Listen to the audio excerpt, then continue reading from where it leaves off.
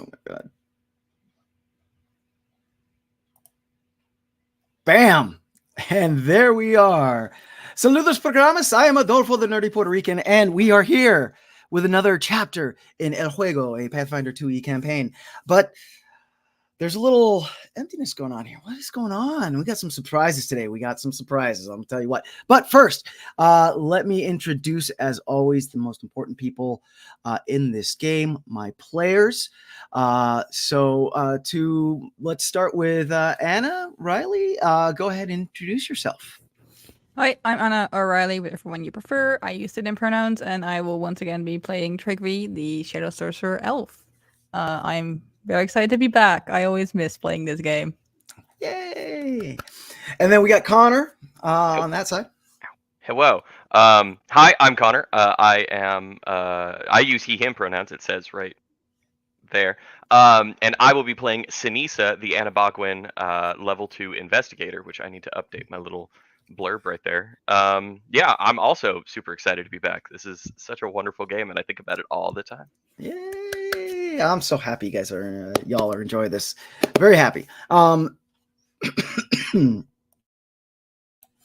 Allergies, awesome. All right, and in the empty spaces, the first surprise is we actually have a returning player, and I'm gonna bring him on now.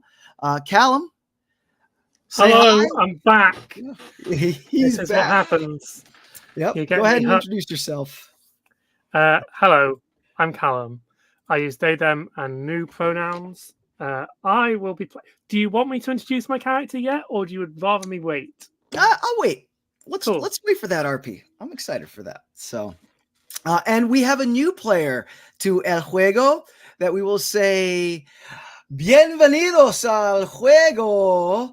We have Magpie coming on. Magpie, go ahead and introduce yourself. Howdy, I'm Magpie. Yeah, I'm excited to be here. I will also save my character for now. I'll cover the notes up just in case. All right. So when we last left Trygve, Ceniza, and Arietty, our halfling monk, they were exploring the marketplace, which had not opened yet, but the marketplace down in the plaza of Port Bikal.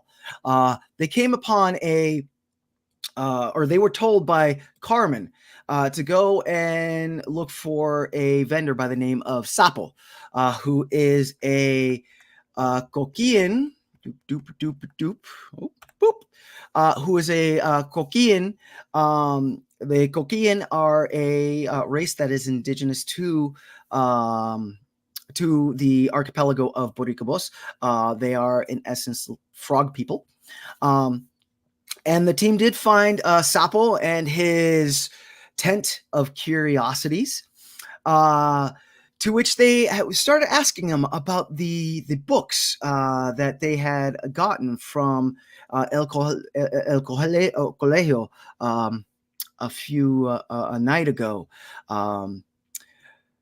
Arietty, her eyes came upon this mask. Is a luchador mask, and she had purchased it and placed it on her face. And when she placed it on her face, for all intents and purposes, Arietty had a Sailor Moon transformation.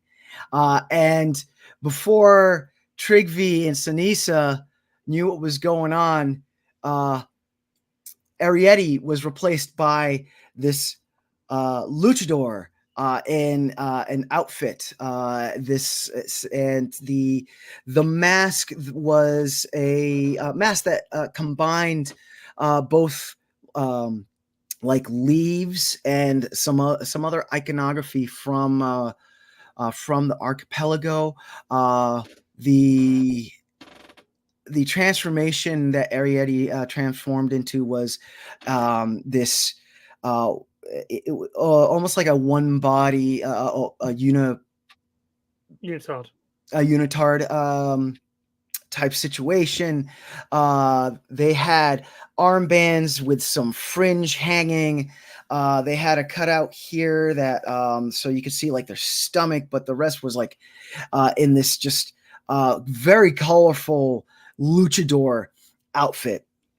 Arietty kind of like looks down at herself and and she looks up at Ceniza and Trygve and goes, ah! Would You look so cool. Like we just look very confused. It's just like what? I'm so sorry. And you can almost see like the gerbils in Arietty's mind, just like running really fast, right? And she looks down at herself for a moment, and she looks back up at you two, and she's like, "I'm sorry. I think I know someone that can explain this. I know this is very very out of the ordinary. But it's listen, look, I'm gonna go and find this individual to see if he can explain all of this. Okay, I will find you all. Okay, and she like turns to like exit the tent because you all were in the inside of Sapo's tent of selling, and Arietty like turns to leave, and she pauses and turns back. She's like, "You totally have permission to go into my room and get the books if you need. Okay, bye." And she runs out of the tent. Okay, have fun. Goodbye. Okay. Ceniza looks up at Trygve. I was gonna go in her room anyway. That's Right. Is that not okay? Do we not? Usually you ask people for permission to go into your room, but I suppose she's given permission now, so it's fine. Okay, got it. Okay. Right, that is unexpected. Right. Sapo just kind of sitting there, like he does the frog blink thing where like one eye blinks and the other eye blinks. He's totally nonplussed to this. He's just kind of like. Trygve looks at the other masks. There were more masks, right? There were like Arietty just picked one, right? And yep. like, Yep. Do all of them do that? Ceniza's actively like reaching for one. Maybe okay. Mascaras are different for each individual. Cookie. Okay, Ceniza, maybe later. Yes. Yeah. No, we are here. We are here to do some work. Yeah. No, you're right. Okay. Trying to find Ernesto, right? That's you said. Where could we find him? Yes, Cookie. Ernesto. He is in the. Blah, blah, blah, blah, blah, blah, blah, blah. 1 second.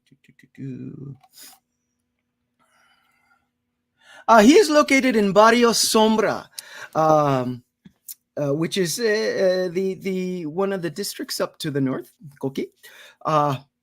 Just keep an eye on your purses when you are in his company. Cookie. Right. And you said he was doing what? He was trading because illegal goods. Well, he is one of many individuals that does work with outside individuals to obtain goods from within the archipelago. Cookie. Sometimes not done in the most honest of means, Cookie, but since there is no laws to forbid it, Cookie, they do feel justified. You will I would suggest asking around for los números.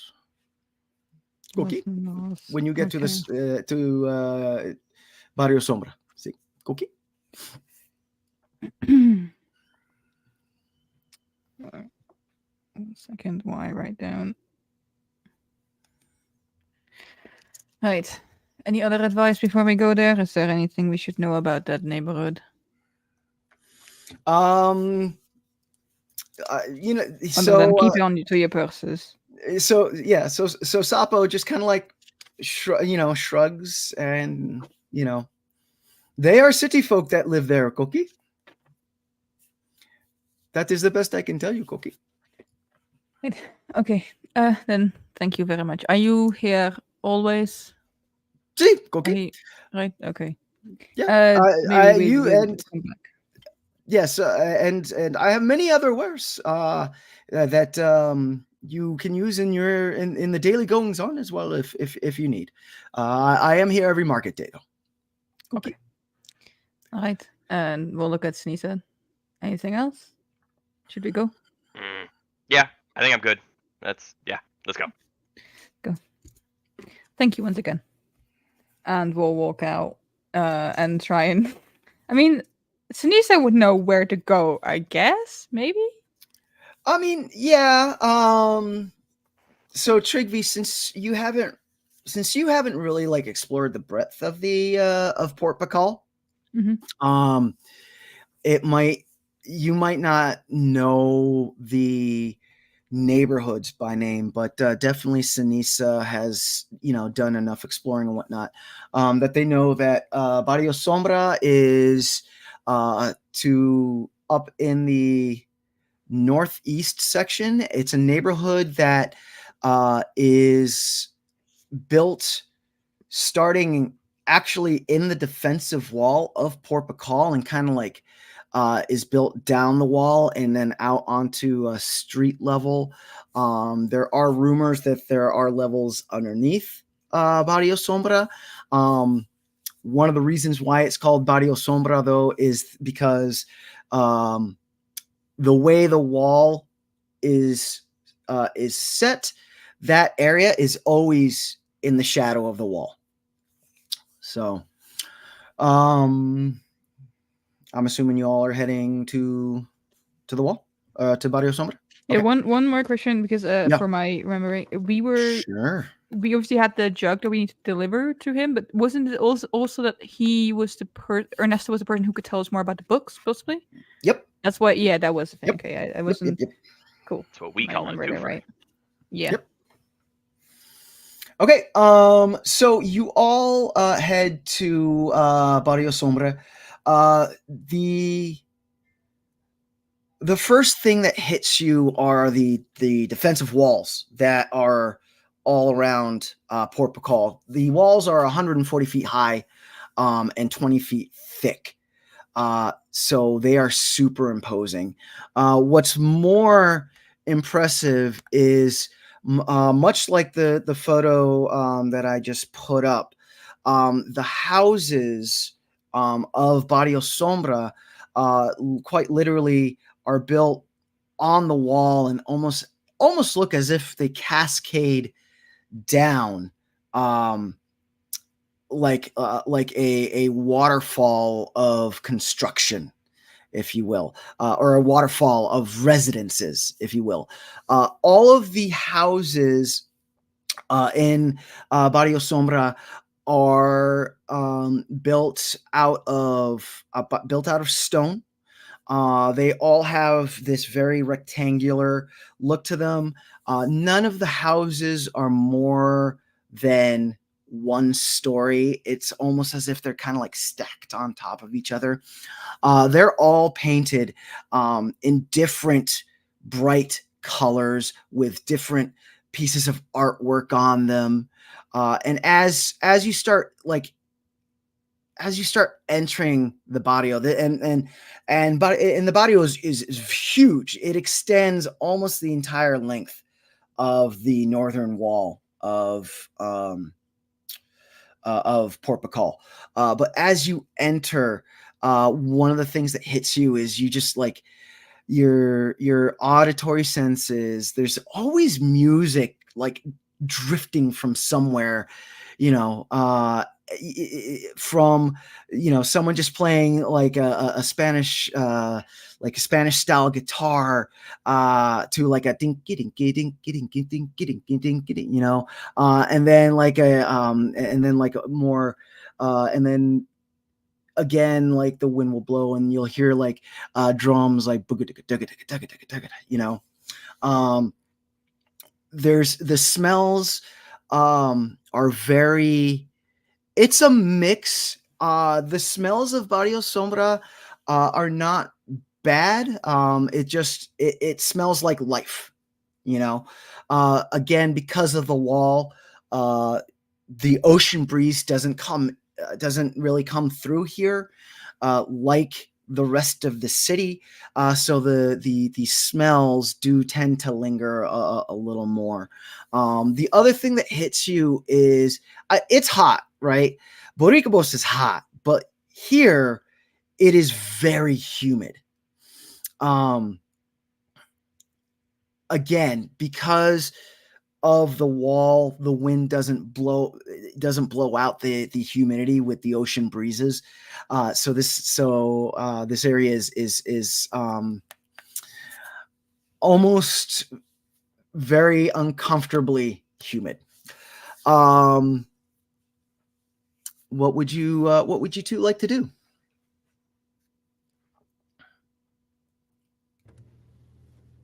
Right. I have to ask around.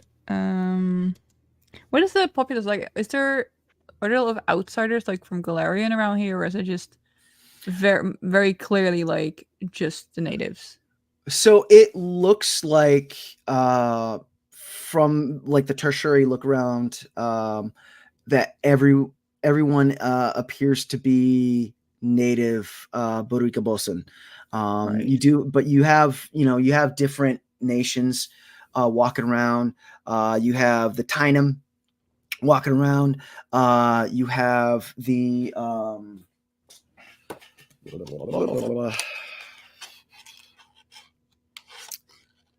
you mostly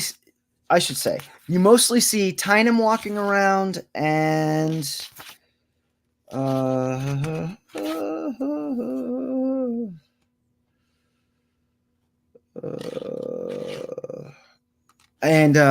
Iguacan walking around. So the Iguacan are the parrot people. Mhm. And the Tainum are the native humanoids of Boricabos.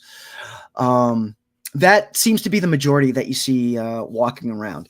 On the streets in this area are very small. It's almost as if Mhm. they're built to fit like a cart through. And you do see that the layout it's not like like an engineering layout where it's like a square grid type situation. The streets kind of follow wherever the houses are type situation. And then you have some people have like carts or horses like parked on the side of the street, so that cuts the space down a little bit more. But you do see people coming to and fro, people exiting the barrio looking as if they're going for their market day or for other work type things. But I stand out like a sore thumb, basically. Yeah. Yeah. Well, I and mean, you also don't stick out like a sore thumb, because Ceniza does also stick out like a sore thumb, because oh right, as a matter of fact, you really have not seen any other of her kind in Port Bikal.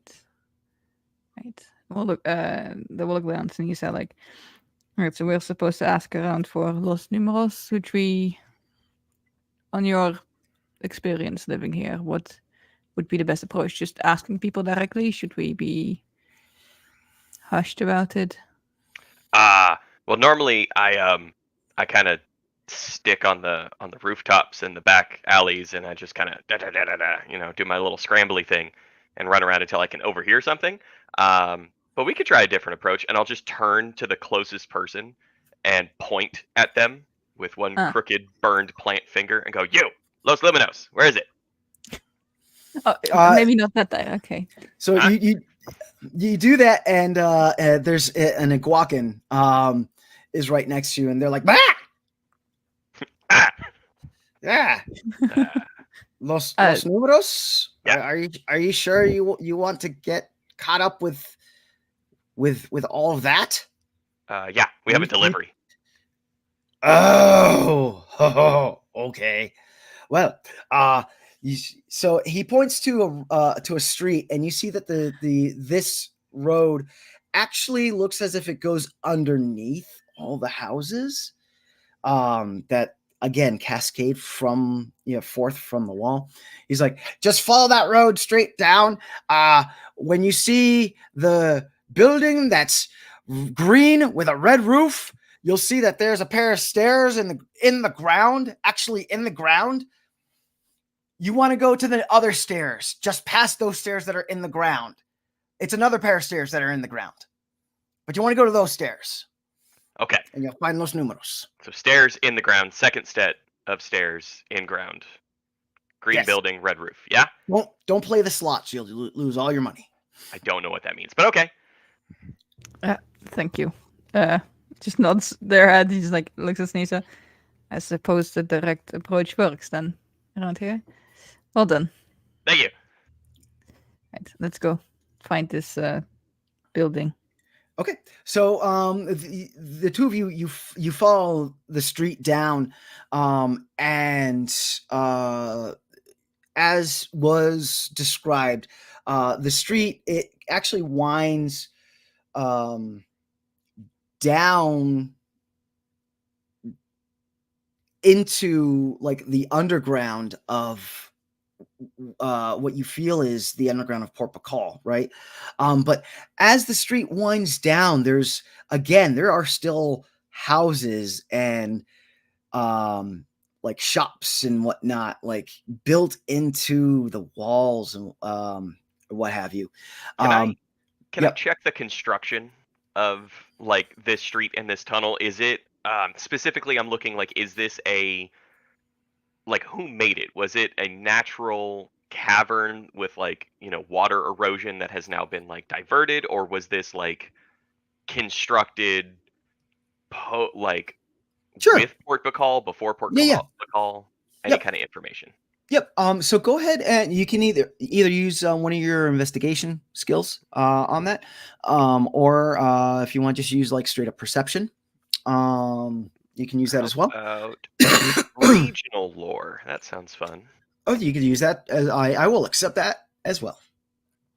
Well, we're past the 30 seconds point in YouTube, right? Yeah. Okay, cool. Because I got the fuck me on my D20, so that's a 1. Okay. But plus 8 for my regional lore, so that's a 9. Okay. So in Pathfinder 2e, there is no automatic failure like in other systems. When you roll a d20, it does the difficulty scale. It's a scale that goes up and down. So Ceniza, you, as you're walking down, you really can't tell anything. The only thing that you can tell is that it is civilization, which you're kind of at first about. Too. Yeah. Cool. Yeah, so, I think Ceniza like looks around of like, look at this natural wonder that's ruined. Great. All right, and just massive plant-sized chip on shoulders. Just excellent. So as described, you find the green building with a red roof, and there's a first set of stairs that goes down. I start to go down those stairs. Okay. You start. Okay. Yeah, I'll follow. Okay. You all go down the first set of stairs, and you go down about 10 feet, and there's a door. The Iguacan didn't say anything about a door. No, but sometimes maybe that was not necessary. Maybe you got a knock.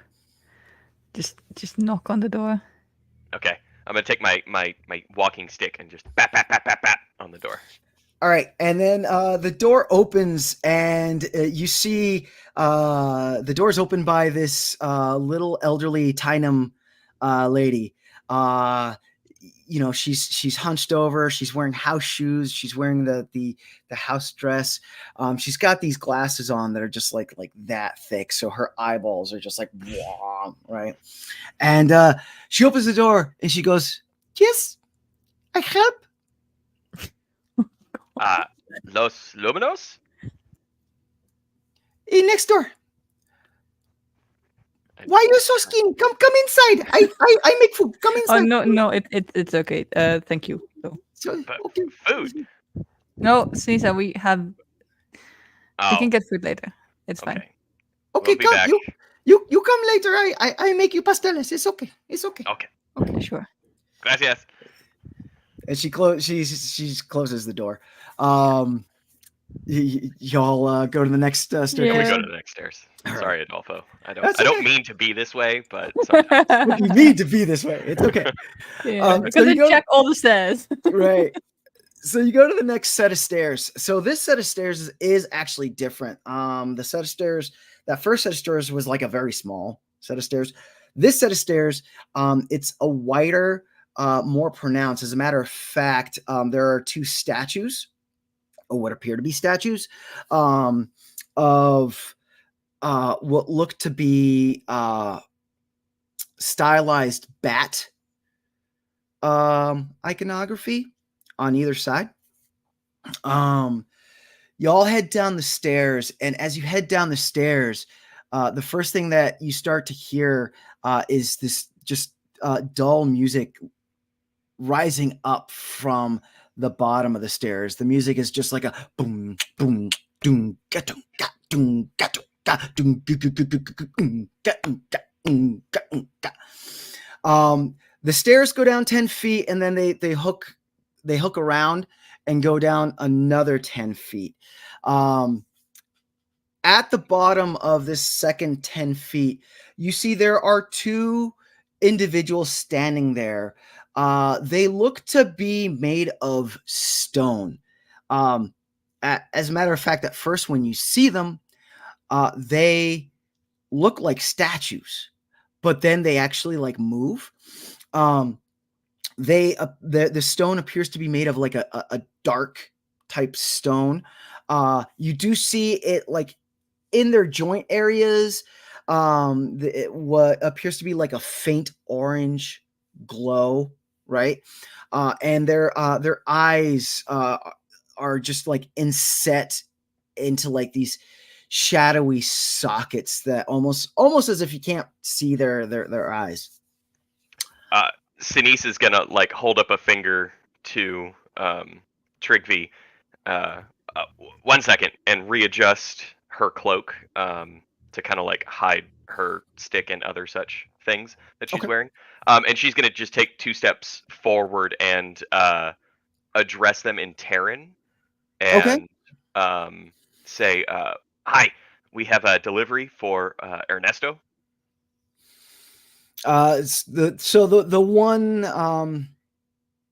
The one nods slowly, and he leans over, and it doesn't look like there's a door, but he like presses his hand on the stone wall, and the wall almost like looks like it or melts into an open doorway. And he motions you in, and he says, "Bienvenidos." Do a little like, yeah, and Okay. try and play it off as super cool and not, and turn back to Trygve and still in Terran go, "Yeah, we're good. Sorry." And then in What? common, "Yeah, we're good." You'll have to teach me some of the local language sometime. Might be useful. Yeah. Okay, let's go. All right. So the two of you walk through, and as soon as you walk through, the music, it's the music. The first thing that hits you is the music. It's just like boom, ka boom, ba boom, ba boom, ba boom, right? And you walk into what appears to be a casino, right? It is the lighting. It's very dim, right? In the middle, there appear to be slot machines, a row of slot machines, back to back to each other. These slot machines, though, for the setting, they are like a steampunk have a steampunk mechanical look for them, with like these with what you would assume is like a prestidigitation thing, which has like a glowing spinning um, coin, big gold coin on top of each one of the machines. You have 5 slot machines. Like I said, 5, and then there's another 5 that are back to back. The middle floor is made up of these like bays of slot machines, but it's not super crowded. The middle floor is surrounded by this bar that just goes all around, and it's dimension wise, it's like 30. It's a 30 by 30 room.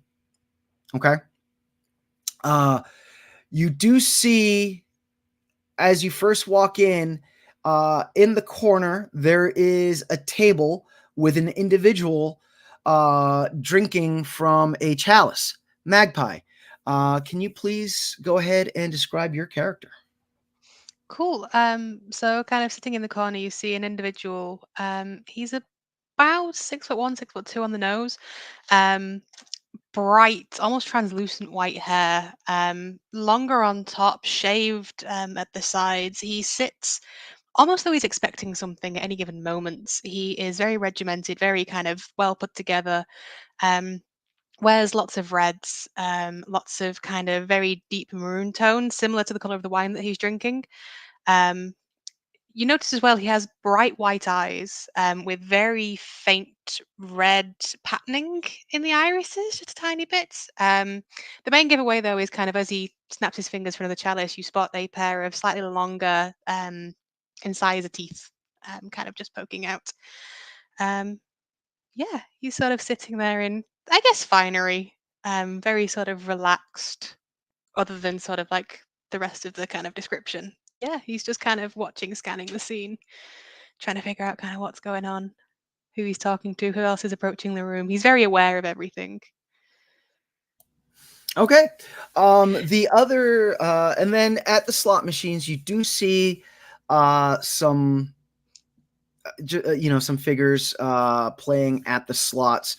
The only other individual, though, that kind of that sticks out is an individual that is sitting at the bar, kind of close to this individual that is sitting at a table drinking from a chalice. Callum, why don't you go ahead and describe what your character looks like? So, sat at the bar, closely watching the card tables, is a about 4'7" or 8-ish rat folk with a really long snout, brown fur. They are dressed. From where you're standing, you can only see their coat. They are wearing an academic's coat that goes down to their knees. You can see firmly leather boots, and kind of like very, very like grounded, earthy colors. So it's browns and light beiges with a streak of blue as kind of the accent color to their attire. And yeah, they're just sat with a drink watching the card tables. Okay. And so Callum and Magpie, you all do see the doorway melt open, and you see these 2 individuals walk in, and they stick out like a sore thumb. Trygve, can you describe your character, please? Yes. So Trygve is I think 6 foot. Yeah, 6 foot tall. Cavern elf, has like gray skin and like this dark blue, but like vibrant dark blue, long hair that reaches about here. Has a little braid to the side. Completely white eyes. Like no pupils whatsoever, but their right white eye is visibly damaged with like a little scar that goes across it. like from the bridge of the nose, wears completely black attire, like think goth essentially. And yeah, like despite how warm it is outside, he just makes an effort to keep himself covered for whatever reason. Yeah, that's what he looks like. Okay, and Ceniza, can you describe? Go ahead and describe what you look like. Yeah. So I don't. I know I used to have Ceniza's height, but she's short. She's 4 years old, and she's very proud of that fact. But she is a. She looks like a humanoid plant person made of like a charred and burned but healed over mangrove tree esque type skin and face type and stuff. She is Anna Bogwin, so she is a plant person. She's wearing a cloak of very like deep green and vibrant like leaves and palm fronds and some flowers and some like Spanish moss style like local uh uh plant life that she weaves together. That's a healthy version of an Anabogwin right there. But she does have the Duskwalker ancestry. But yeah, she's looking around with these wide Groot-like eyes, just staring at this whole place, and having never seen a casino before, has no idea what to think of it, and she can't take her eyes specifically off of the really awesome vampire homie over at the bar, going like, is that like tug on Trygve, like is that another kind of dead person like me over there? That one right there. I would not know from not having talked to them. I also would not bring that up the first thing when you go and meet them. Oh. Don't go in okay. there and I know you were direct outside and that was good because it led us here, but don't go in there and ask them that straight away. Oh. It's considered to me. Have I seen any other of these plant people? Sorry, how's it pronounced? Anabogwin. Anabogwin. Mm-hmm. Have I seen any of them hanging around town yet? Or is this the first hanging one around town? No. This is the first one that you've seen. Have there been any? How far out of town would I have to go before I saw one? So I'm going to leave that up to you. So Boricabos is an archipelago made up of numerous islands. Has Click been able to gain access off of the island of Bikal to other islands, or have they only been able to find work on the island of Bikal?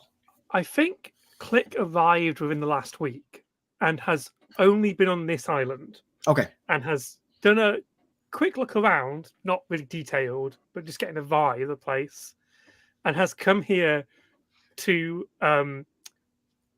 fairly and not cheat at winning money at the cards to earn money to further invest in exploring, maybe go to some of the other islands.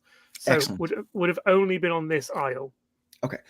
So that in that case, since Click is only a week old, we're gonna say that they haven't even made it out of Port Bikal. So no, this is the first time that they have seen an Anabogwin. Orion, however, you see this Anabogwin come in, and your memories kind of flash back to your first arrival on the archipelago of Boricabos. And you remember when things were going on, how it looked almost as if the trees and the flora were alive and just kind of watching, but never lent assistance. So, Trygve and Ceniza, Another Valakan comes walking up to you. This Valakan actually is female presenting, and the interesting thing about Valakans is that they are actually made of lava. However, they do have the inability to control their heat. So this Valakan, female presenting, the stone the stone color is like a dark chocolate stone color to them. They are wearing what appears to be a fantasy style cocktail dress, if you will. And they are carrying a platter in their arms. They walk over to you and they say, bienvenidos to Los Números. How can I help you? Are you here for the gambling, drinks, food? We are looking for Ernesto. Oh, you're here to see We have Ernesto. a delivery. A delivery. Is it scheduled or unscheduled? Unscheduled. But alright. I believe that it was sent by a family member. So might be Very good. important. Very good. Then why don't you and the Valakan motions over to the bar. There's 2 open seats that are right in between of the rat folk that's sitting at the bar and the Dampier that is sitting at the table. She motions to the 2 seats and says, why don't you all go take a seat, and we'll have Ernesto come out to see you. Okay. All right. Thank you. Okay. And we'll go over to the bar. Ceniza, like, not full drop on all fours and scamper runs, but like just above that, right over, and then just sits right next to the Dampier and just like visibly shaking with, I'm not gonna say it, I'm not gonna say it, I'm not gonna say it. Slowly like starts to lean away, and then you see him shuffle on his seat, and then we'll look up. Can I help you? Hi, I'm Ceniza. Wonderful. You're sitting awfully close. Yes, thank you. Are you here for a reason? Yeah, we have a delivery for Ernesto. Fascinating. Thank you. He'll just sort of look past Trygve, because obviously he's seen them both come in. Would you mind? And he'll just sort of gesture loosely to Ceniza. Would I mind what?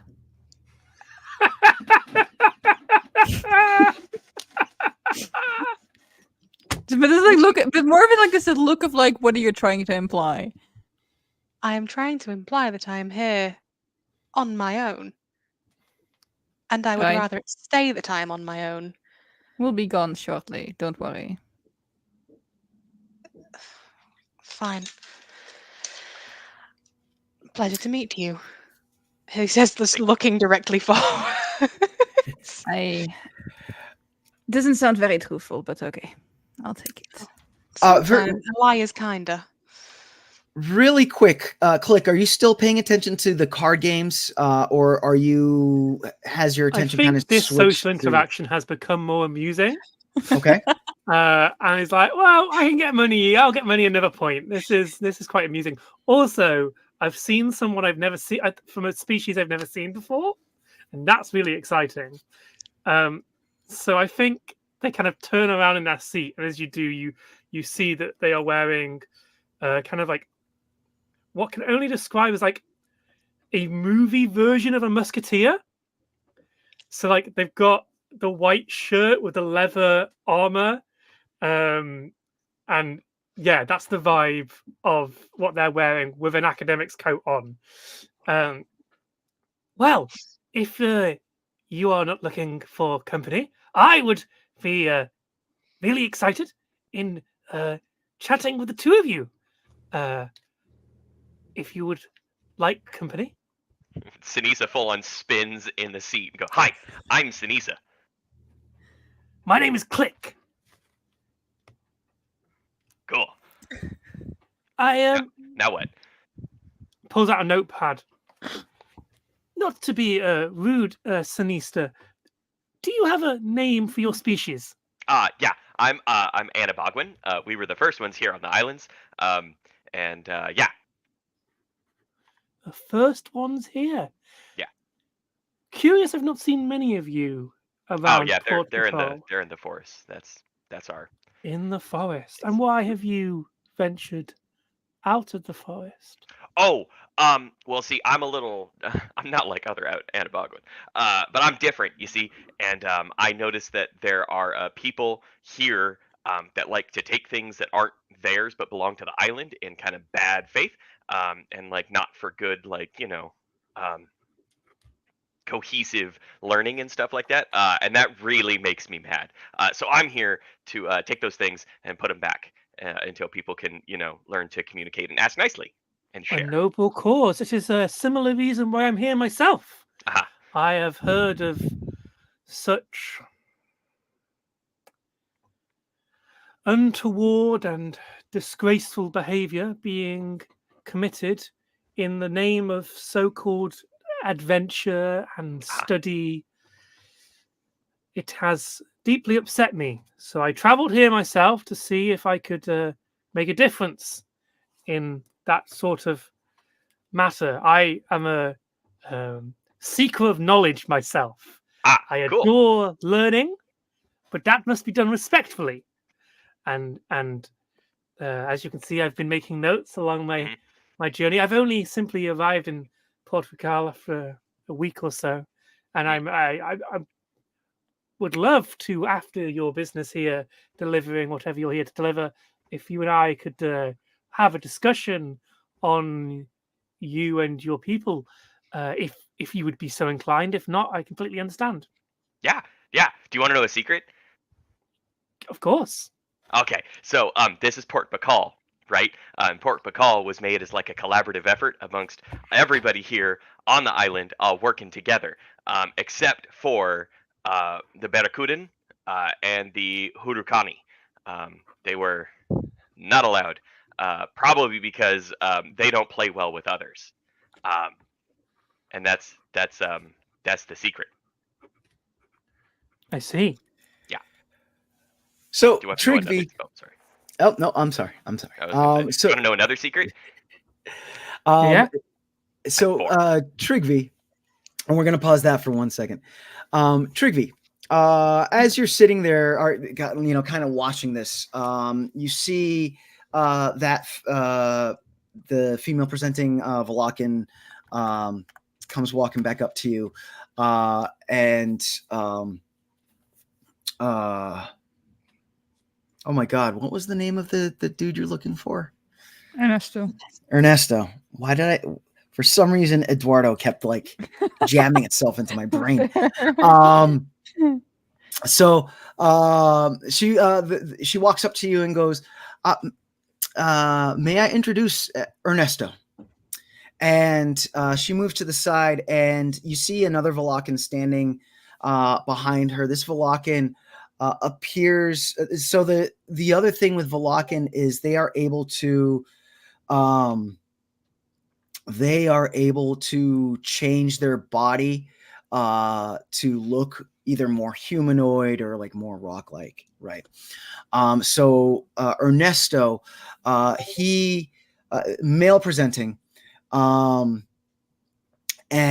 about 5'7", looks to have like the way that he's made his body look is almost like his head is bald, but he has a very fine, different color stone here, making it almost look like facial hair type situation. Very handsome looking individual.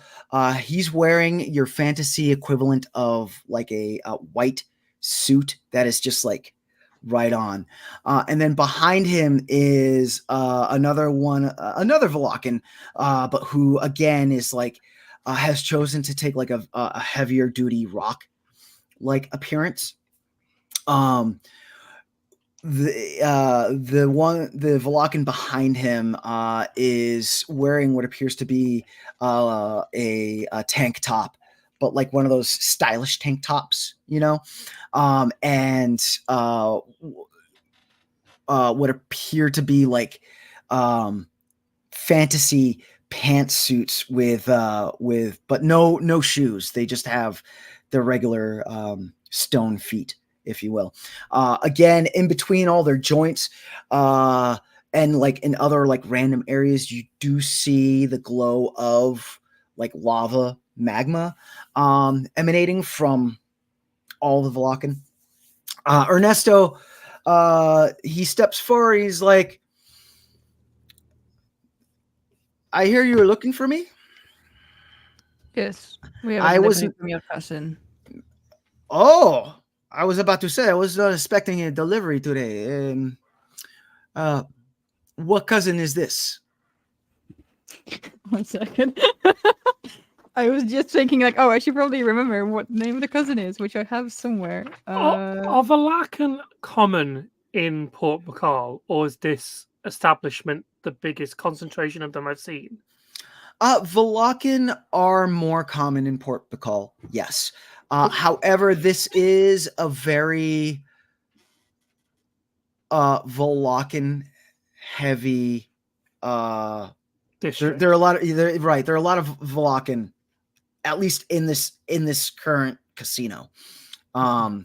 To which the makeup is actually mostly like Valakan, with maybe one or two Tainem, an Iguacan, and then you all. So I don't know if I've Valakan already- in the establishment as guests, not just staff. Exact. Yes. Cool. I'm not sure if I wrote it right. Is it Coming out of Bulamir?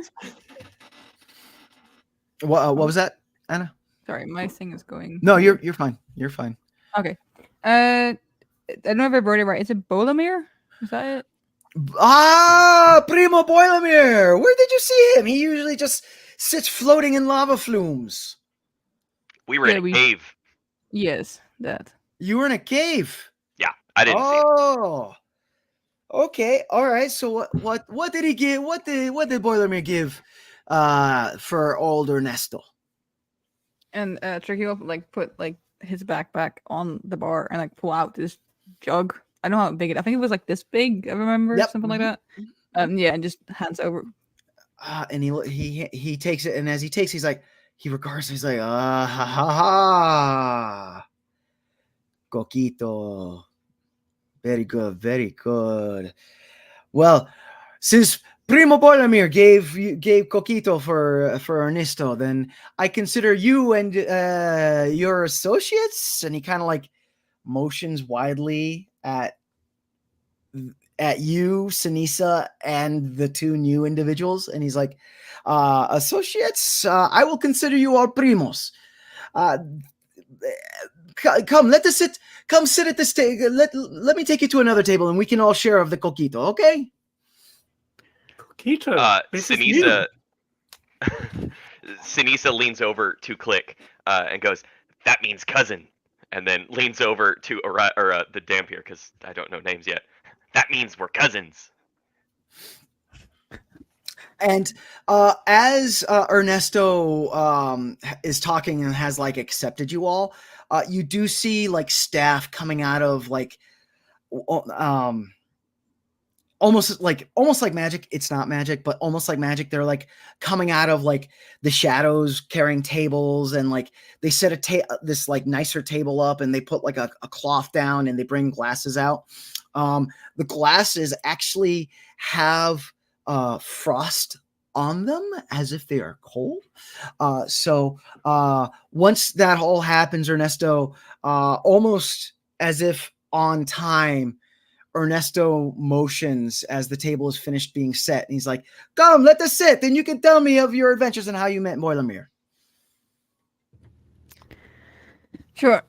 And he'll go just sit at the table. Not expected that this was gonna be like this. It also has obviously questions for Ernesto, but is now surrounded with people. It's like, I cannot ask these questions. Yeah, so they're just gonna be playing along for now and just sitting down. Yeah, and Ernesto made like this invitation, openly to the three of you, not just Trygve. However, Orion, I will give you that you have been in this established enough times to know that this is something very special, and also when Ernesto invites you to do something, you do it, type thing. Was he sort of in the rough kind of motioning of hands as well? Yes. Yeah. Is it the sort of place that would take any weapons off of kind of an adventure? No, actually, no. From the times that you've been in here, most of the people that frequent this area are locals, but they don't take weapons. So you walk in and,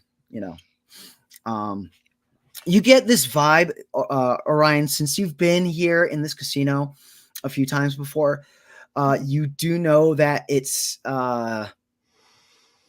even though they don't take weapons, it's like we're not going to take your weapon, but if you pull your weapon, frowned upon. It's frowned upon. Yeah. So. Oh, okay. Cool. So this coquito, is it a drink? Well, do you all sit at this newly set table? Yeah. Okay, so you all sit at this newly set table. Ernesto takes a seat at the head of the table. He hands the jug to the female server, and she goes around and she pours. She opens the jug and she pours this liquid into each of your cups. The liquid looks to be. Do you all know what eggnog is? Okay. It looks to be like eggnog, except a little bit lighter in color. Almost white with some brown flecks inside of it.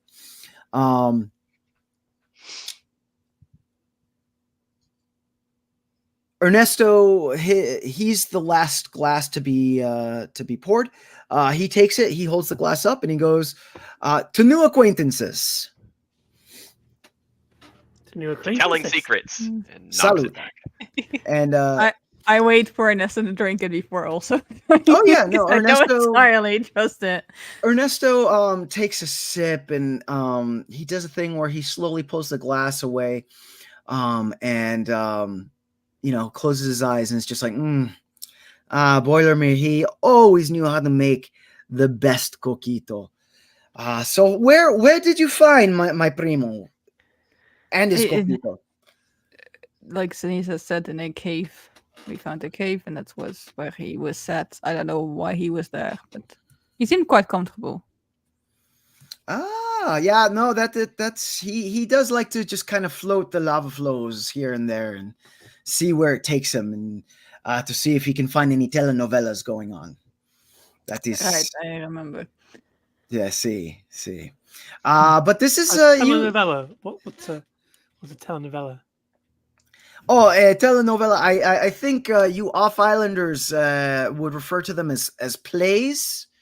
It's a form of entertainment where people are dramatic and whatnot, and they to entertain you. Where would I find in town telenovela? I can't say the word now. Telenovelas.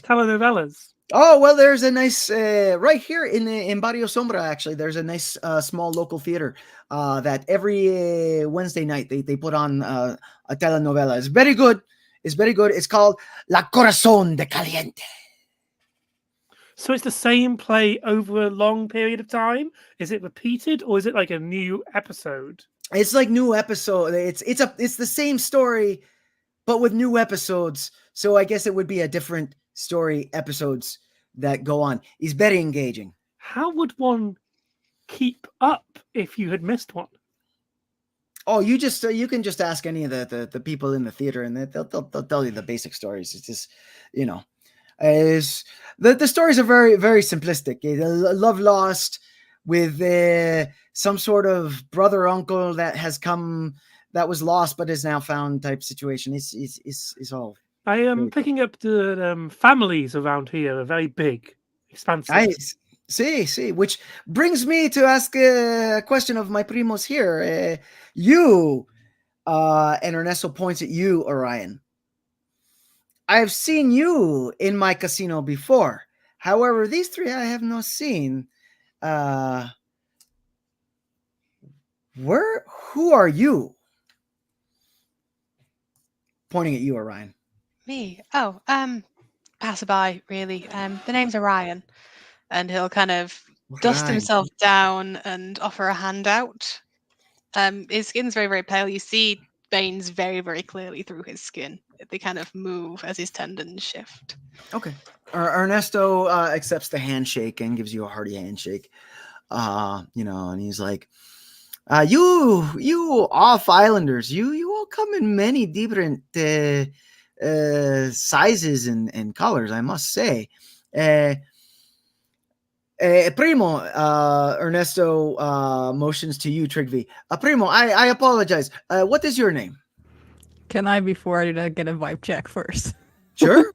Go ahead. Can I say like what charisma? What did we say last time? I think Blah, blah, blah, blah, blah, blah. there's no insight. So. Hang on. I have your character sheet right here, and I'm opening it. Boop, boop, boop, boop, boop. Or no, I think diplomat is the same. I'll do charisma. Okay. I'm good with that. 17.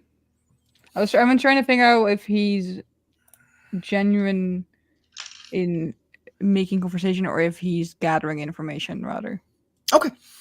So from what with a 17, you get the feeling that at this point, he seems to be very genuine in his questioning.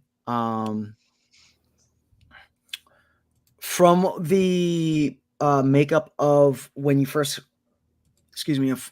walked in and saw the people that are the inhabitants of the casino, the people that are playing in the casino and whatnot, the four of you are like the oddballs out. Right. So it wouldn't seem odd that he's asking these questions, because this is very interesting, very something doesn't happen every day. Right. Okay. In that case, he'll just look at him and are they like sat across from me or something, or like can I reach like offer him a handout? It is. Yeah. Y'all are sitting at in essence a round table, but the table is large enough that everyone except for Ceniza and Click, just because of your heights, a normal human-sized individual can reach across and like shake hand or whatnot. Trygve over a hand, that'd be Trygve. Nice to meet you. So Ernesto shakes your hand, and then looks over at Click, and goes, "Primo, and what is your name?" Click. Click, goes to stands up, comes around, shakes hand. And he shakes hand. And Ernesto, Orion, Trygve, Click. What about you, Anabagwin? What is your name? And he kind of like leans back in his chair. In Terran, Ceniza's going to wave in common, but speak in Terran and say, "Hi, I'm Ceniza. I'm 4." Is there a different type of waving in different languages? I don't know. There is now. So the wave that Ceniza does in Terran is very stiff. So it's like, to which Ernesto is like, Ceniza, what does, and he doesn't say in Terran. He speaks in common, to include everyone in on the conversation. And he continues. He's like, Ceniza, I am not going to be rude because I do not want to make assumptions that everyone knows our native tongue. However, what is your kind doing in my establishment?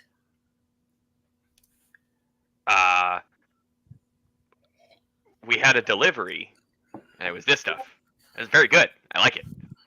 Yes, but you and Abogwin, you do not like intermingling yourself in the affairs of any kind of motions to the table, you know. And he's like, as a matter of fact, dare I say, you all are a bit separatist and like to keep to yourselves in watching the world burn.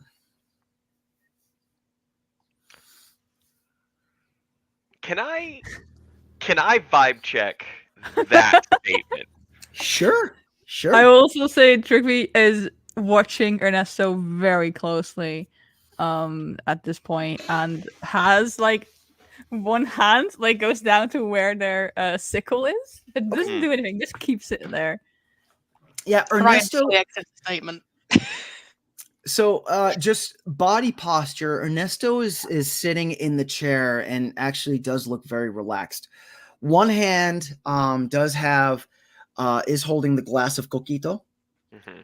And then the other hand is above table, and he's been gesturing with it. So he hasn't like dropped a hand underneath the table to like pull anything. And as a matter of fact, at the beginning of the conversation, he did look up to the individual with the fantasy tank top, and did kind of wave them off, and they have left. So Ernesto is sitting here at this table with you all alone. So Ceniza, you wanted to do a vibe check. I just want to know believe how sense offended I should motive get. is a perception check. Yeah. So that's a 17 total. Okay. So this, to you, Ceniza alone, to you, this type of reception is something that you have been kind of expecting, just because the Anabogwin are they do like to keep to themselves. They don't like to come into civilization. Of course, in your case, you're different because of what you do. But the other thing about the world burning, which you almost, it's not even an assumption, that he's referring to the civil war that's going on outside of the walls of Port Bikal. Which basically, to give you the TLDR, I did send you in the notes, but the archipelago of Boricabos is in civil war, where everyone outside of Port Bikal, everyone is fighting everyone, type situation. So yeah, this mention of the world burning, you know that he's referring to that. You're referring to it as a civil war. Does that mean it's internal? So it's all the people who had already been there Yes. who are warring with each other. Yes. Rather than any external forces. Yes. Now the three of you, Trygve, Click, and Orion,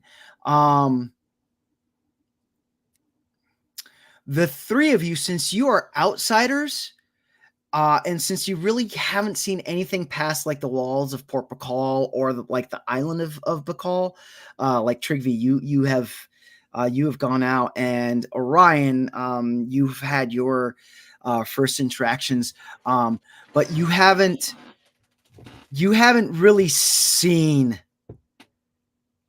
this civil war that's going on. It's almost as if you all have been kept in the dark about this. You know what I mean?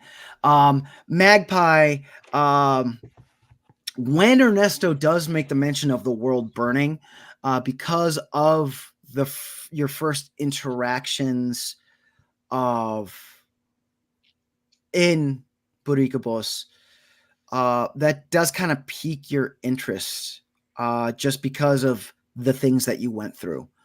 But yeah, as Trygve and Click, the two of you are just completely in the dark and are kind of like, what? Sorry, not to interrupt your conversation. Burning? See? Please explain.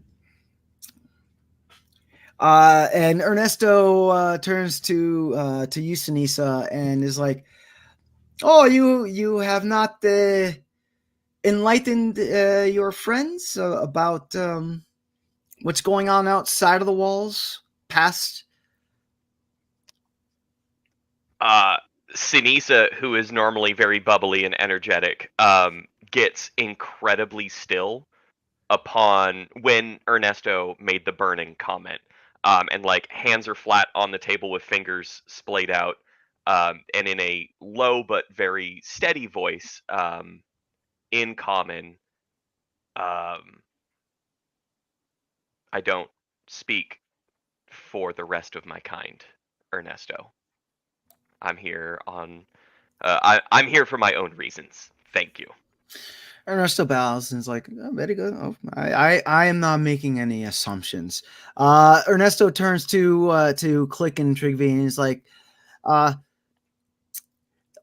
"Yeah, you can say that this paradise that your people are trying to sell you and or are trying to move into, or what have you. There's a little bit of a dark side, because once you exit the walls, Boricobos is at war with itself. Let's put it that way." My apologies. Interesting. I hadn't heard this.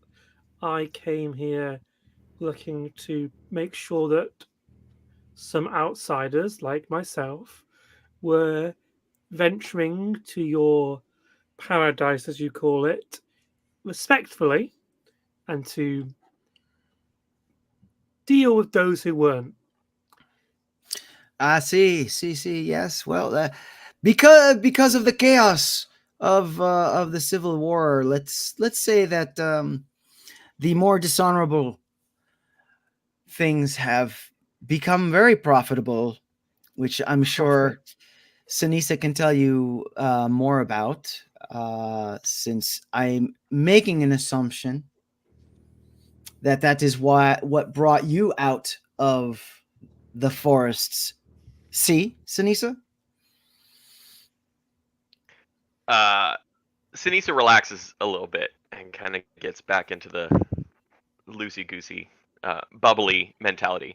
Yeah, well, I'm here to help stop the theft of items and artifacts and relics and everything else from the island and the people of the island to leave outside. And that way, maybe we can all maybe unite and learn from each other and share information and be nice. But that's proving to be kind of difficult from all the people selling our ancestral artifacts.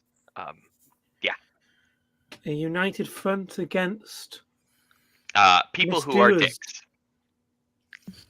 A sound strategy. I To which think at that, Turkey would just give like as Ceniza says that, like going against people who are selling things. Turkey would like just sort of stare at Ernesto to sort of try and gauge his reaction. To which Ernesto, again, he's very relaxed in his chair. He just stares at his coquitos like, Jess, the selling of artifacts from Baricobos is a very ugly trade. Very ugly. Is it? Hmm.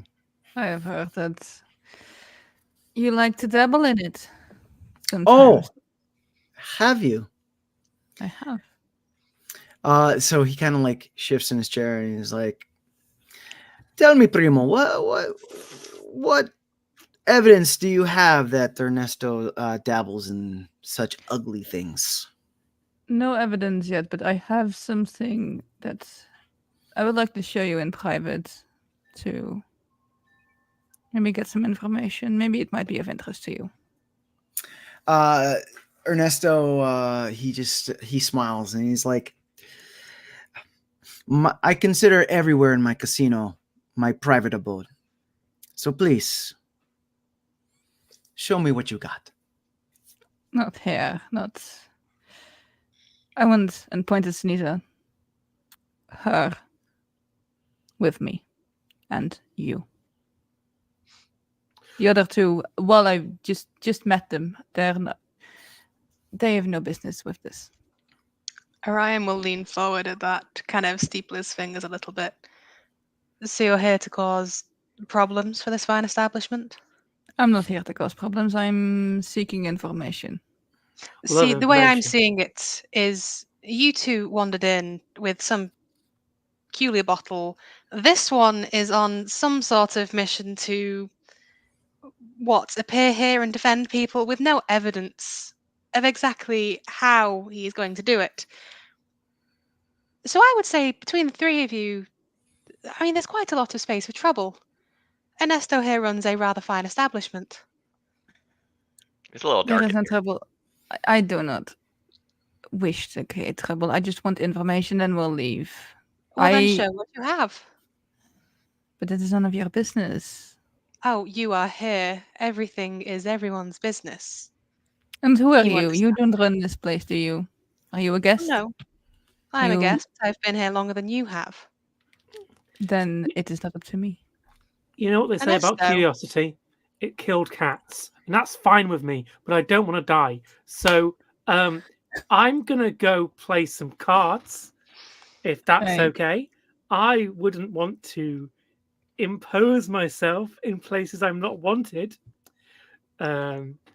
So enjoy your conversation. Thank you very much for the coquito. It was great. I would love to know more about where it's from. I'll add it to my list of things to find out. I'm going to go and enjoy your blackjack table. So, Click, you get up to head over to the blackjack table, and as you do, you notice another Valakan come up to Ernesto, to which Ernesto kind of holds a finger up to the table, as it were, in a hold on 1 second motion. And Ernesto leans as the other Valakan leans into Ernesto, and whispers some things into his ears. Ernesto then leans back and he's like, "I want to continue this conversation. I am very invested into what we have going on here, but excuse me 1 moment. There is someone at the door that I need to address." Right. To which Ernesto stands up, and he walks over to the entrance that you all came through, and all of you notice at the entrance that there are 4 individuals in what look to be robes,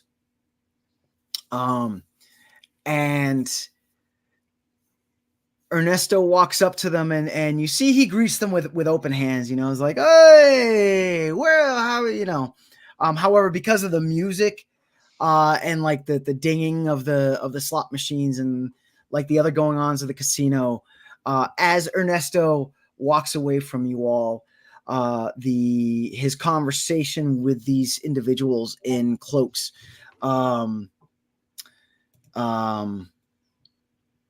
kind of mixes in with the rest of the sounds. Ceniza, Click, did you want to continue heading over to the blackjack table, or like? Before I do, Okay. the robes they're wearing, are they identifiable, or are they just generic robes? You know what? Why don't you go ahead and give me a knowledge check. Hang on one second. I Hang on also one have second. occultism. You know what? Yeah, you can go ahead and give me a roll, and you can use your yeah, you can totally use your occultism bonus on the roll. Trygve. Yeah, I'm were they, from what I could hear, speaking common? They appear to be speaking common. Yes. Can I try and listen? Or Sure. I know that's like noise we're going, but I can try and listen. Yep, and you can use your hearing Well, it's bonus. not gonna matter because I rolled a 1, so it's Oh. good. Well, it's still gonna be 8, but like. Well, Yeah, conversely, it's- I rolled a 20 for 27. Hey. Okay. Click. Hang tight 1 second with that roll. So Trygve. So yeah, unfortunately, the voices all kind of meld Too in. much, yeah. But what you can tell is the individuals that have walked in, they have pulled their hoods from their heads, and they all look to be off from Galarian proper and not from Great. the islands. Okay. Ceniza, what would you like to do? Can you come back to me in a second? I'm Totally. plotting something horrible, but I need to read some stuff first. Totally. Orion. Knowing Orion's past, does he recognize any of the robes? Yeah, go ahead and give me a 20-sided die roll. Hang on, I'm bringing up your character sheet. Boo, boo, boo, boo, boo. You have occultism as well, so you can add your occultism bonus to this roll. 1 second. Where does that live? That lives there. So that's a 4 plus 8. That's a 12. Okay. All right. So much like Trygve, you can tell that the individuals, once they've removed their hoods, they do not look like they are from the island. They do look like they are from Galarian proper. Callum, with your role, you recognize that these individuals are from the northern, and I'm speaking in generalities just because the name of the nation is escaping me. But that these individuals are actually from like the cold north section of Galarian. They come from a nation that the religion is the dark worship of shadow magic. And they I'm gonna get you the name. So it's actually not a cult, it is an actual religion. But their cloak and the different you do see some iconography on them. You do recognize that they are from this religion, this shadow religion from Galarian. Ceniza, did you figure out? You good? All right. I did. So if you're cool with it, what I would like to do is I'd like to use my pursue a lead class thing, ability, feat, words, Pathfinder. So I would specifically like to, after Ernesto's pun fully intended inflammatory comments, I'd like to pursue the lead of investigating Ernesto and spend like the last minute-ish of that conversation getting the read on him to see alignment-wise if he is my perceived enemy or a homie, and where on that spectrum he sits. And I think if you're willing to like expand that out, I'd like to get the read on his meeting with his friends at the door to kind of see what the general nature of that meeting is. Okay. Sounds good. Sounds good. So go ahead and oh my goodness, our chat has blown up. Yikes. Sorry, I haven't been paying attention in the chat. Anyway, so go ahead and give me a roll on your to chase this lead. Cool. That's a 28. Okay. So in the last few minutes of the conversation and the way Ernesto's posture is and whatnot, in regards to alignment, you have deduced that he's pure neutral. You know what I mean? He is a businessman through and through.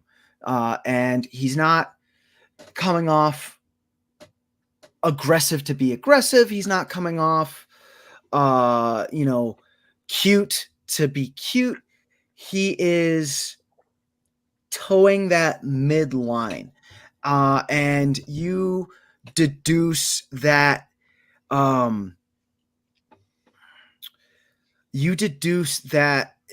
it's pretty much whoever pays the most or gives him something that he would consider of a good business proposal type situation.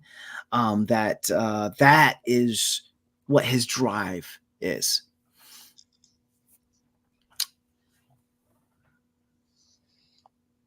Okay, so with that in mind, can I also use Clue In, which is another one of my investigator things, and I I guess it kind of matters retroactively, but maybe for the next one. I'm going to share that with Trygve. Okay. In terms of like, since things are a bit more distracted now and like that initial moment has broken up, I guess after their check, I want to say like, I'm not sure if we should share the details about that other stuff with Ernesto. I'm starting to feel the same. Yeah, like I'm kind of down to like burn this place to the ground to prove a point, but I also recognize that this is not this is a residential area, so maybe that's not the right direction to go in. Ceniza, do you say that like hushly to Trygve, or because don't forget Orion is still sitting at the table? Yeah, Orion would 100% hear that. I mean, if you, okay, you could. Yeah, fair. Like, to be honest, to Ceniza's character, I don't think Ceniza knows what a whisper actually is. So I feel like halfway I through, love her like so much. Ceniza starts talking, and Trygve's like, and then just Ceniza keeps talking. It's like, you know what? Yep. Never mind. I talk louder over the shush, is what it is. Yeah. Trygve's like, shh, and you're like, no. I got it. To the ground. Yeah. Sully has walked away at this point Uh-huh. because Click was like, "Oh, they're just people who worship shadow magic. Yep. That's fine." Has gone to play blackjack. So, Orion, Yep. what is your reaction to Ceniza? What Ceniza says? He's just kind of gonna stare again for a minute just to make sure that he's definitely heard correctly. You advocate for pyromancy far too easily. Huh? Perfect. Why are we burning this place down? Oh, because he's a dick. Don't. Okay. You're What? not burning this place down. It's fine. Yeah, we're not Don't worry going about to. it. I just want to. And Ceniza, with her, 4-year-old level of knowledge. Now look, Orion, here's the thing, right? Sometimes you want to do a thing, but you don't. And sometimes you do the things you don't want to do, right? This is one of those, I want to do the thing, but I won't. That's what I mean by I want to burn the place down, but I won't because I'm responsible. He just like EXE errors for a second, looks at Trygve, back again. Trygve just sort of shrugs. Is like, yeah. Also, are you dead? Oh, So with that, Click. So the three of you are in this conversation at the table. Click. You have been paying attention more to these cultists. You and Trygve, Ceniza, and Orion. The three of you have kind of like, especially with Ceniza going, "Are you dead?" Y'all are kind of like engrossed in this, so you don't really notice what's going on with the individuals that walked in. But Click, you have been watching the conversation with Ernesto and the individuals that have walked in, and you notice that the conversation is getting heated between them. Body postures are now turning a little bit more defensive and aggressive. You notice that there's a lot more like aggressive, like, posturing, to which actually you see Ernesto, he get like a very mad look.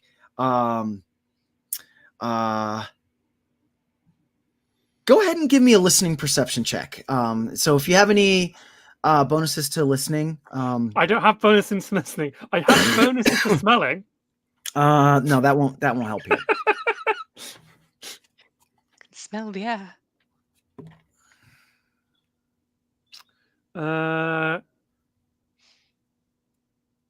That's a 14.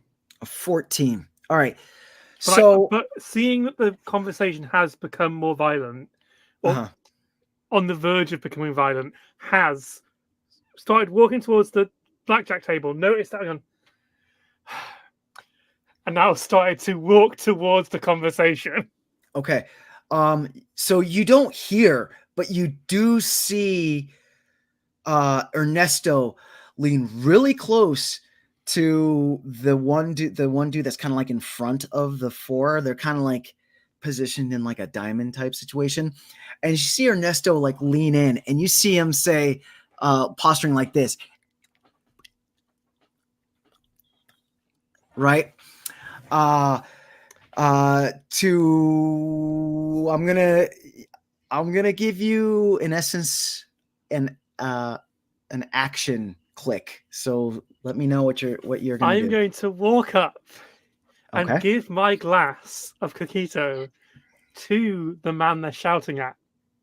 Oh, so you're gonna walk? Okay, all right. So you're gonna interpose yourself in. I'm gonna interpose myself into this.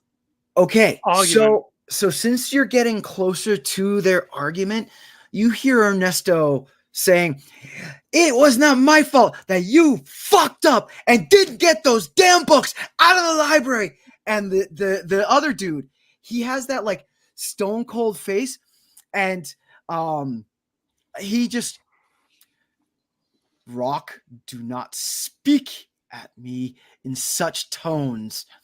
And that is where you walk up with your glass of your coquito. We're gonna take a 5-minute break. All right. That was such a close fucking call. So please do not leave. We're just gonna take a quick water break, and we will be back in 5 minutes if I figure out how to do this. I don't know how to do this. So we can just sit here really still for 5 minutes. Yes, the answer's inside me.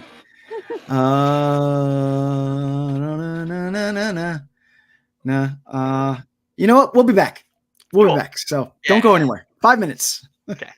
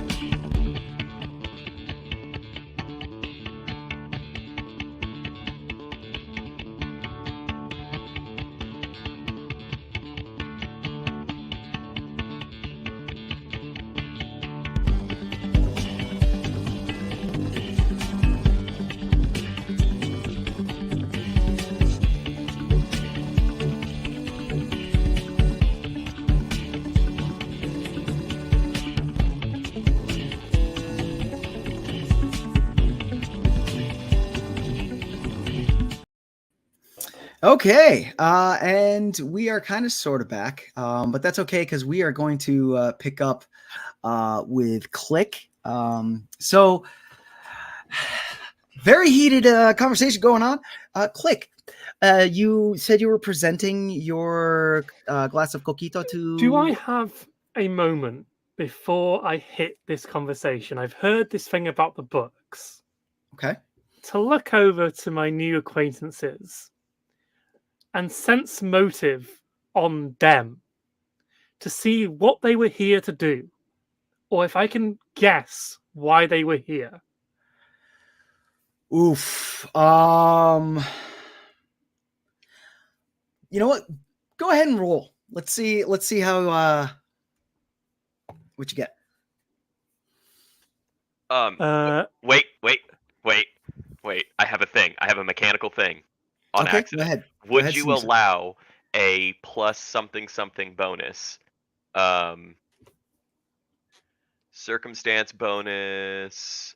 Would you allow a circumstance bonus for me doing clue in, because I was already talking to Trygve specifically about the thing, and Ceniza is on the sleeve enough to go to not hand over those things from a distance. I'm gonna allow that. But let's Okay. so go ahead and give your. Would you like to give that bonus to Click? I would love to. I think that sounds great. Okay. So Click, go ahead. What'd you roll? The thing about digital dice rolls is that they do the math for you, whereas I can't do simple addition. 16. 16. Ceniza, what bonus did you give him? It says a circumstance bonus to their check equal to the circumstance bonus to checks investigating your subject from pursue a lead. So that is a. Wait for it. Everybody calm down. Hang on. +1? Okay. +1 So circumstance bonus. Yes. so Click 17 in total with the bonus. 17 in total. Okay. So the music is just bumping. Boom, ka-boom, tss, boom, ka-boom, tss, boom, ba-boom, tss, go-do-do-do-do-do, right? And it's everything hits thematically, that slow motion, like Tarantino scene where Click, you're walking towards this heated conversation and you kind of turn back to the table where your associates are sitting, and in slow motion you see Ceniza go like this to Trygve and Orion. Like, yeah, All right. okay. And then slowly turn back as you are entering this heated discussion, and that's when everything speeds back up, boom, boom, you know what I mean? Coquito. It's a new discovery of mine that my friend here has just pleasured me with. So I would like to offer it to other newcomers from the mainland. Okay, go ahead and give me a charisma check. I have diplomacy. Yeah, you can or, go or if that's deception. well. I think it's diplomacy. How is so? That's up to you. How is Click trying to present this? Is he trying to I've be not lied diplomatic? yet. Or... Fair. So yeah. So if you're trying not to be deceptive, if you're trying to be diplomatic, by all means use your diplomacy bonus. 15. 15. Okay. So all right. The robed individual, the heated conversation, full stop, right? And all parties in this conversation turn to look at you. And Ernesto kind of his face of anger kind of turns into a smirk. And the robed individual kind of looks you up and down, and then regards the glass he kind of pulls his robes back and revealing that he is wearing like a studded armor type situation, and he reaches for the glass and he takes it and he sips it, and he says, "This is very good." And he looks back at Ernesto, and Ernesto says, "Why don't you and your men go and sit over in that corner over there, and let me attend to something real quick, and then I will come back to you, okay?" Just before Ernesto walks back to the table, they were in the market for books, you say? Well, it's good news. I'm a book merchant. Are you a book merchant? I am a book merchant, yes. And I've been writing my own. I wonder if they'll have any interest. Very loudly, so that the table of people can hear what I said about books. No. All right, Trygve, Ceniza, and Orion, go ahead and give me listening perception checks. Yeah. So it's a perception check, but if you have anything that helps, that is a circumstantial listening perception bonus, you can utilize that bonus. 18. 18? 24. Where does 24? that live? So perception, just perception. Mm-hmm. I don't think you have any additional bonuses from what I recall. I just pointed to my screen like you could see it. I put it at the top, yeah. I got a 10. I don't know if I add anything to it. Yeah, Okay, so at the top where it says Oh, your plus speed and- 6. Yeah. 16. So 16. Okay. That was right So in front of yes. me. So the three of you do hear all of a sudden Click yelling, "I'm a books!" They were looking for books. I'm a book merchant. Alex Trygve looks at Ceniza and is like, "We gotta leave. We gotta go. Yeah, we should go." Get out of here." And then I turn to Orion and go, because we have the books that they're probably looking for. No, just no, so no, you're- that's Oh! One moment. Shh. Orion's going to make his way back to sort of the table that he was sitting at quite quickly. Doesn't draw, but just replaces on his back a sword about the size of a standard claymore. Just locks it into place and follows straight after you. This is the coolest dude I've ever seen in my life. So edgy. So as the three of you are doing this, Ernesto with Click, he's like, "Oh no, well come, let's go talk to your friend, let's go talk to the primos again, okay?" You sure? I've got a great novel I've been trying to sell. No. I don't think that they want that type of books. I you know what? I do historicals too, but if you're looking for the saucy stuff, I know a guy. I will explain. I will explain more at the table. Come with me. And he beckons you to follow him back to the table, where Magpie or Orion has gone and gotten the claymore. I think we're getting up. Right, and y'all are getting up. Ernesto returns to the table. Is like, "Primos, you are leaving?" Yes, we have other matters to attend.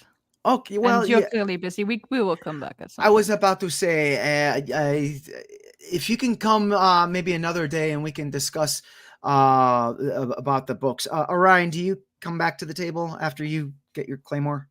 Yeah, he sort of he went Okay, back to the table and then went to go and join back with the other two.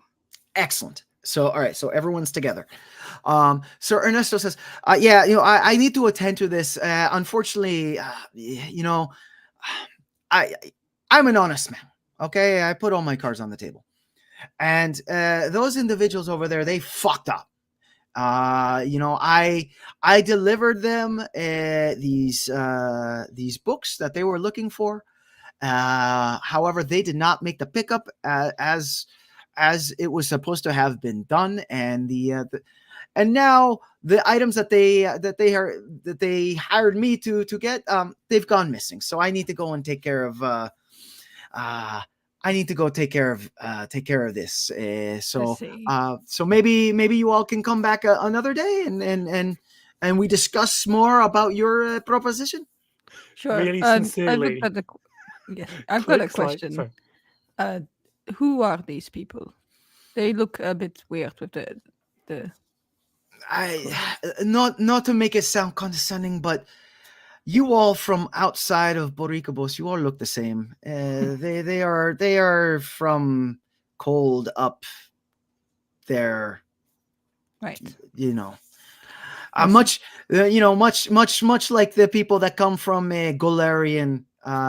They come looking for things, and they hire me to acquire said things. And because they make screw ups, they they blame me. But so Really sincerely, there is nothing worse than stolen books.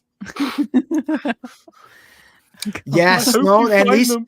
Yeah, right. Yeah, well, and these books were not stolen; they were acquired through very honest means, They were But acquired legitimately by you, yeah, and then that's taken yes, by yes, others. yes, that but they were I- taken by others, and it's I don't know what happened to them. I did my part; they didn't do their part, and now they think that I screwed up here. So Books are Can for I- sharing knowledge, sharing experience. I realize I must excuse myself.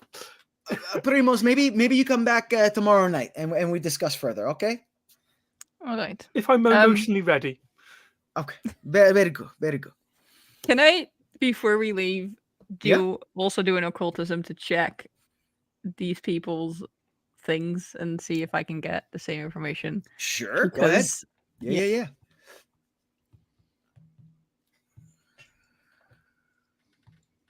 14. Okay, but So I will definitely give you that they are from a nation in Galarian that the main religion. It's a nation where kind of like Cheliax, where the religion is part of the government.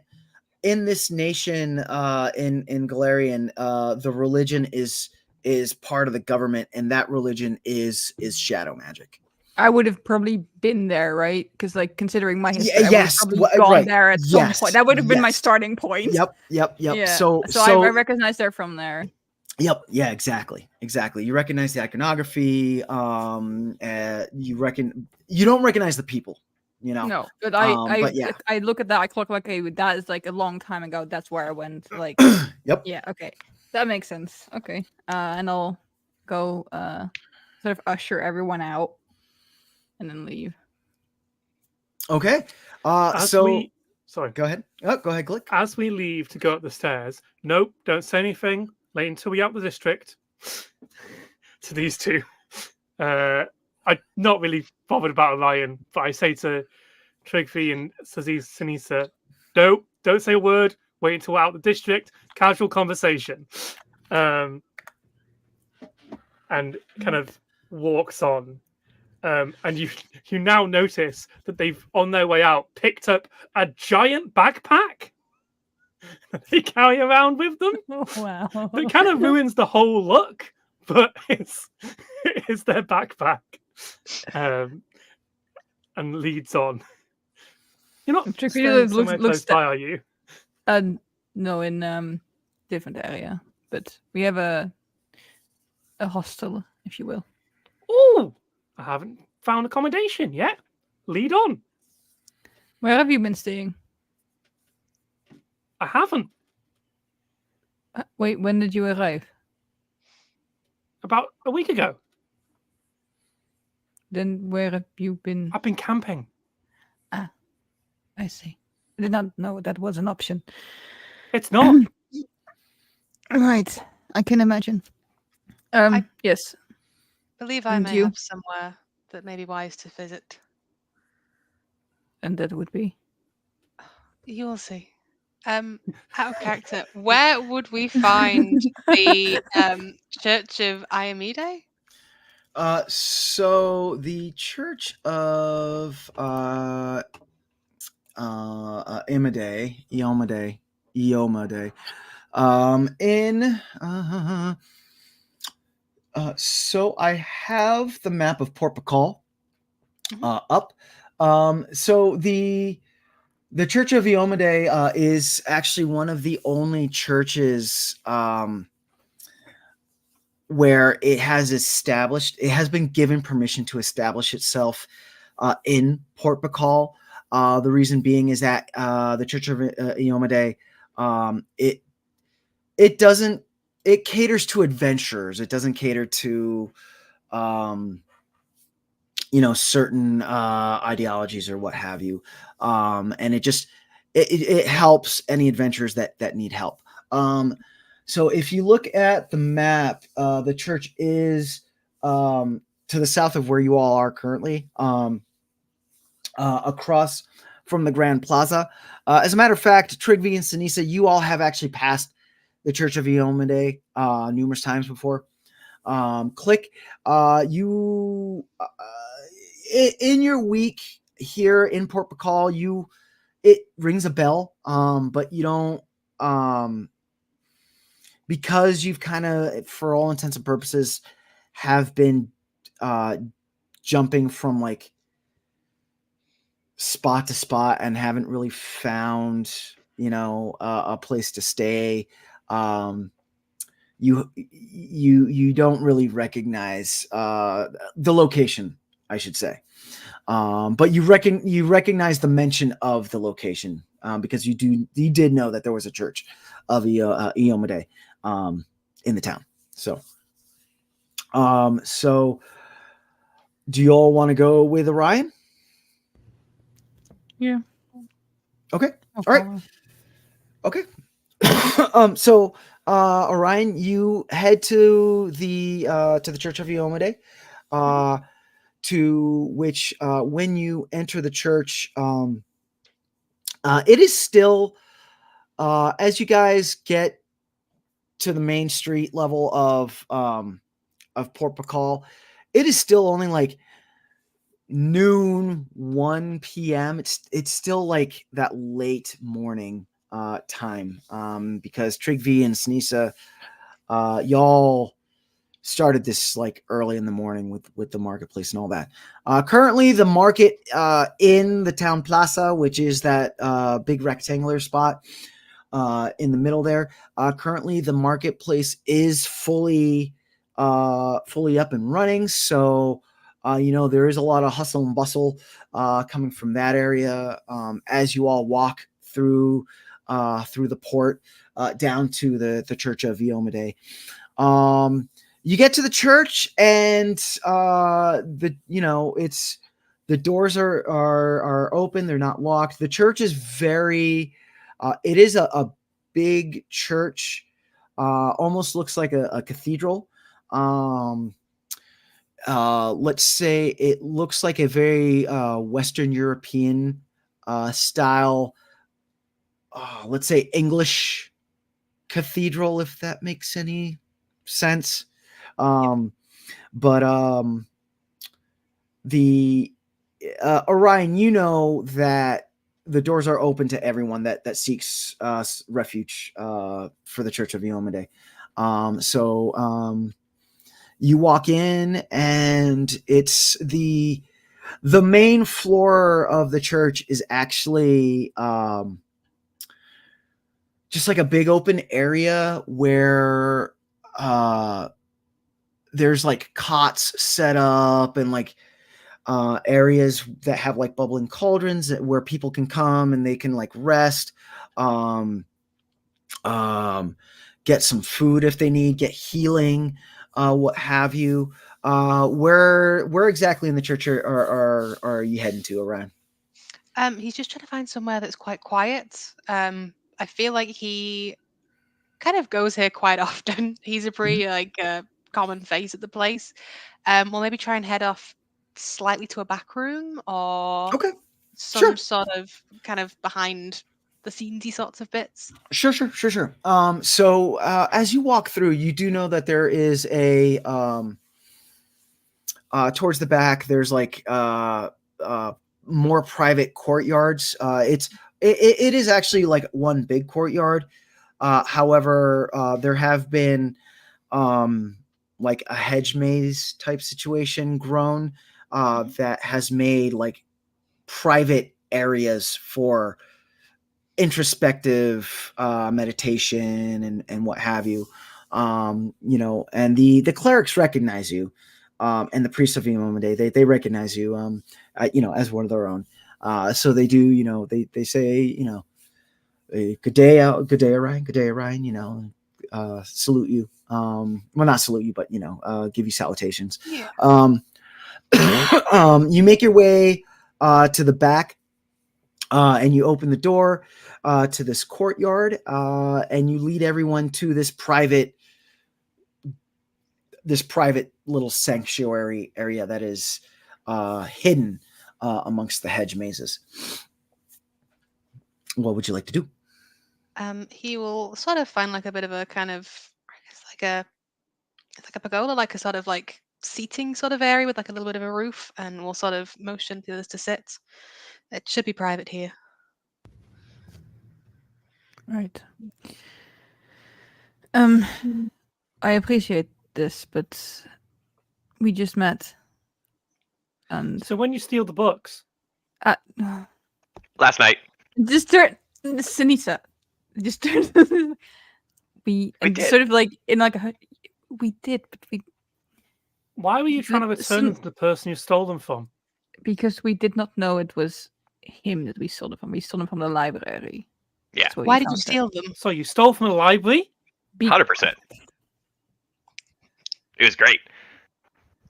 And Although, where do the except for the books spiders. belong? The books they don't belong here. We were trying to find a way to return them to their owners.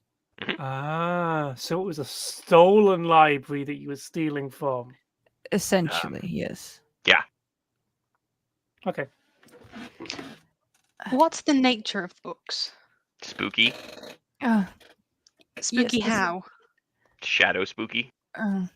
Might I say? Every time Ceniza says something, I think he's just given up. He's like, you know what? Never mind. Good, my plan. Shadow spooky. Yes. Shadow magic. Ceniza I will see. hot, And like shadow magic for... is shadow magic that is local to here.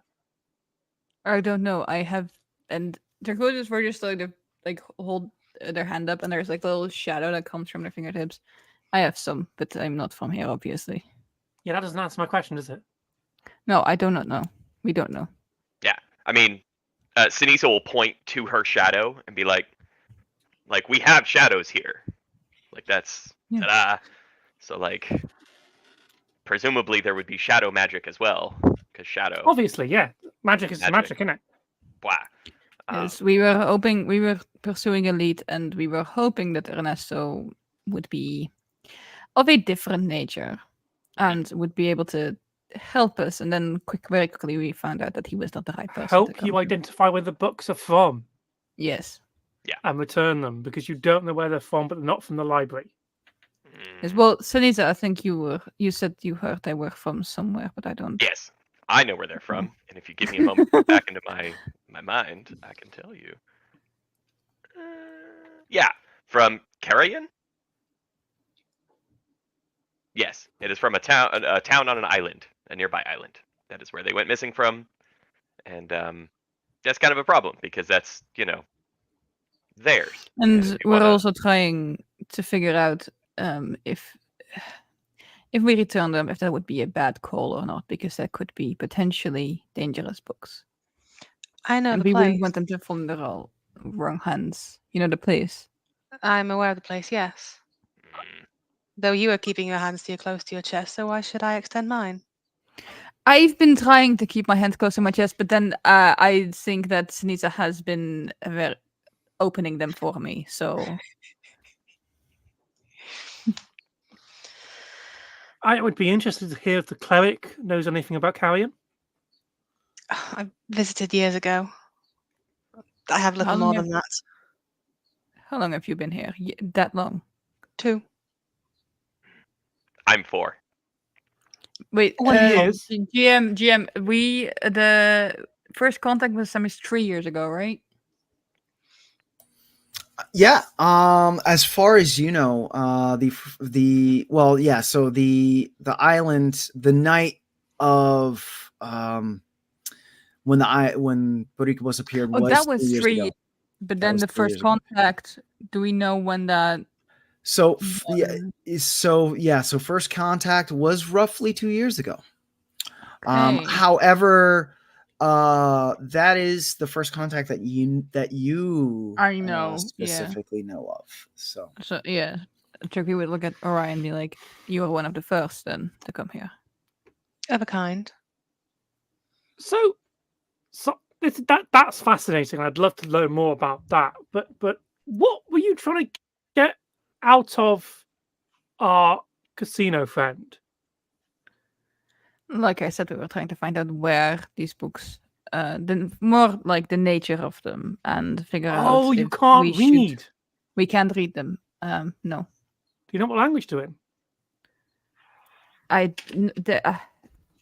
Wasn't it close to, what did I say? Shadow Tongue, right? It's somewhere. Whenever I try and read it, it reads like I should be able to read it, but then I can't. It looks closely related to Shadow Tongue, but My it's not tie? that. I don't. And Trygve will sort of like look around for a moment, sigh, pull their bag out, pull out one of the books, and show it. Okay. And open it. All right. So Trygve pulls out this book, and the book is, at first it appears that the book is bound, in leather, or skin, or some sort. However,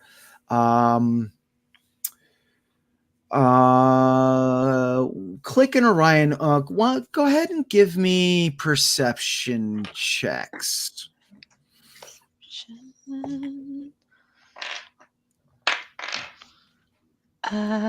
That's a 17.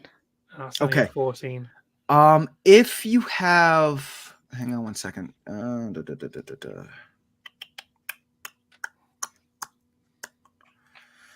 In this case, if you have any bonuses to nature, you can actually include them into this perception check as well. Oh, okay. On top of my perception. Yeah.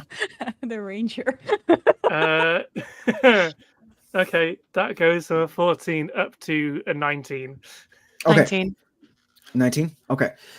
So the two of you, again, at first, it appears that these books are bound in some sort of leather skin type situation, but as you look at them, you notice that it is actually bound in a leaf, like a very heavy duty leaf, that you definitely you don't see in Galarian.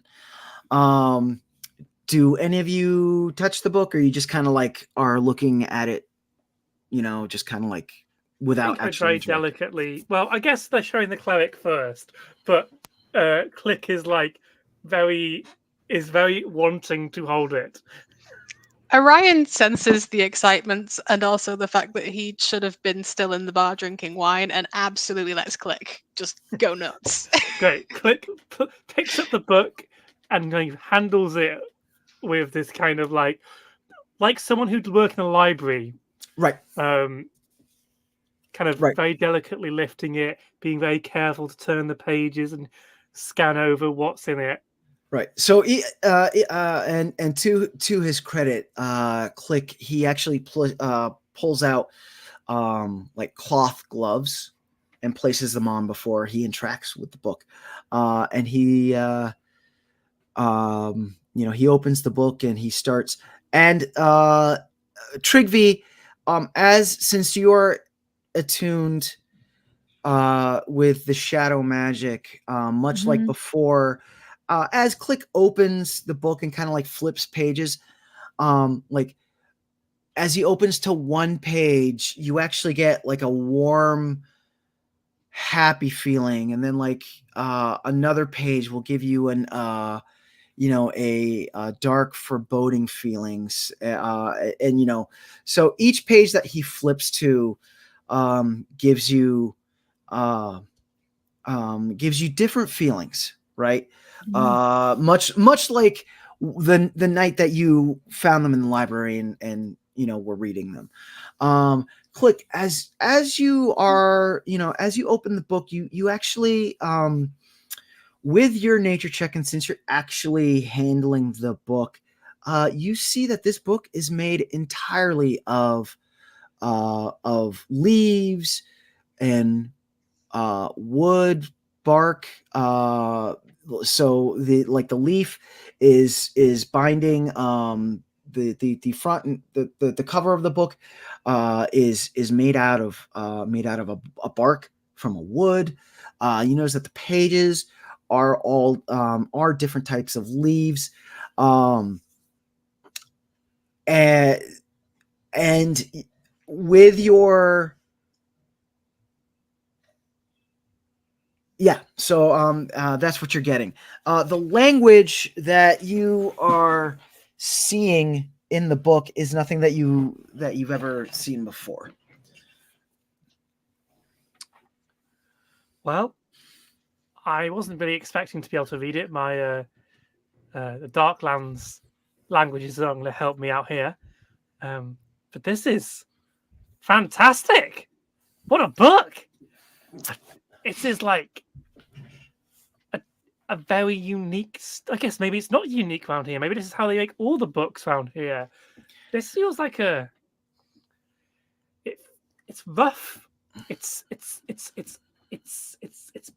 built within nature and can feel the craftsmanship. Has a respect for the world around it. Ceniza is Fascinating. glaring at you. Orion, as Click is handling the book,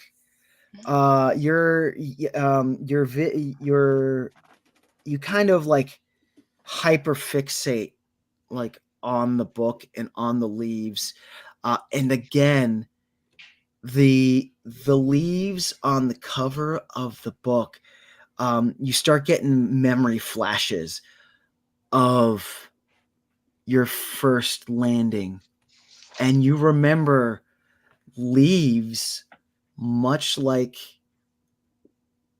what this book is bound, that you and your detachment used in building material and in building the roofs of your shelters. So you've seen these leaves before. Yeah, he's kind of going to stay a little bit quiet for a while. Okay. We'll kind of make sure that he's definitely getting this right, and then he's kind of going to almost not vibe check the others, but just sort of try and debate A, if he wants to be sort of bothered with this, and B, if he thinks it's something that he should really get involved with. After like a solid 30 seconds of silence, we'll just kind of lean up. I know exactly where this book is from. How would you know? When I first arrived here, there was an altercation of sorts. And where I was first left, the books were from there. I Or can the point you leaves, to not the that. not the leaves. books. Yeah, the leaves. The Sorry. leaves you recognize, but the book you've never seen. Yeah. Right. Sorry, he would have said that right. And is there anything specific about these leaves that will help us unravel this mystery? The best I can offer is location. They could have been exported elsewhere. The leaves may not even be from there, but yes. Ceniza? Who did you altercate with? I altercated with nobody. Ceniza, Hmm? you know this book is made of plant material. Yeah. Is that ethical?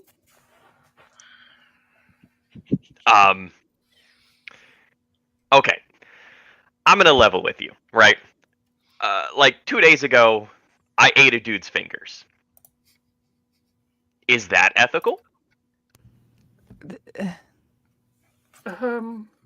Well, the dude was Is in this question an example of me seeing this as your guys' fingers? But like, a girl's got to eat, right? And I can eat fingers, and you can eat grass.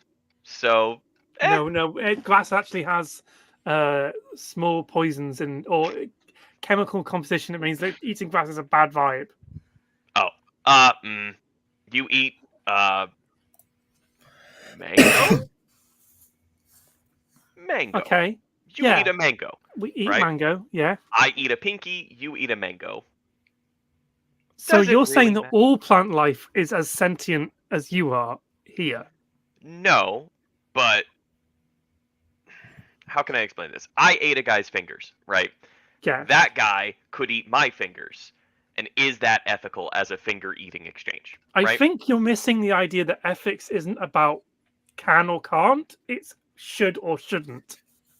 Oh, and I'll turn over.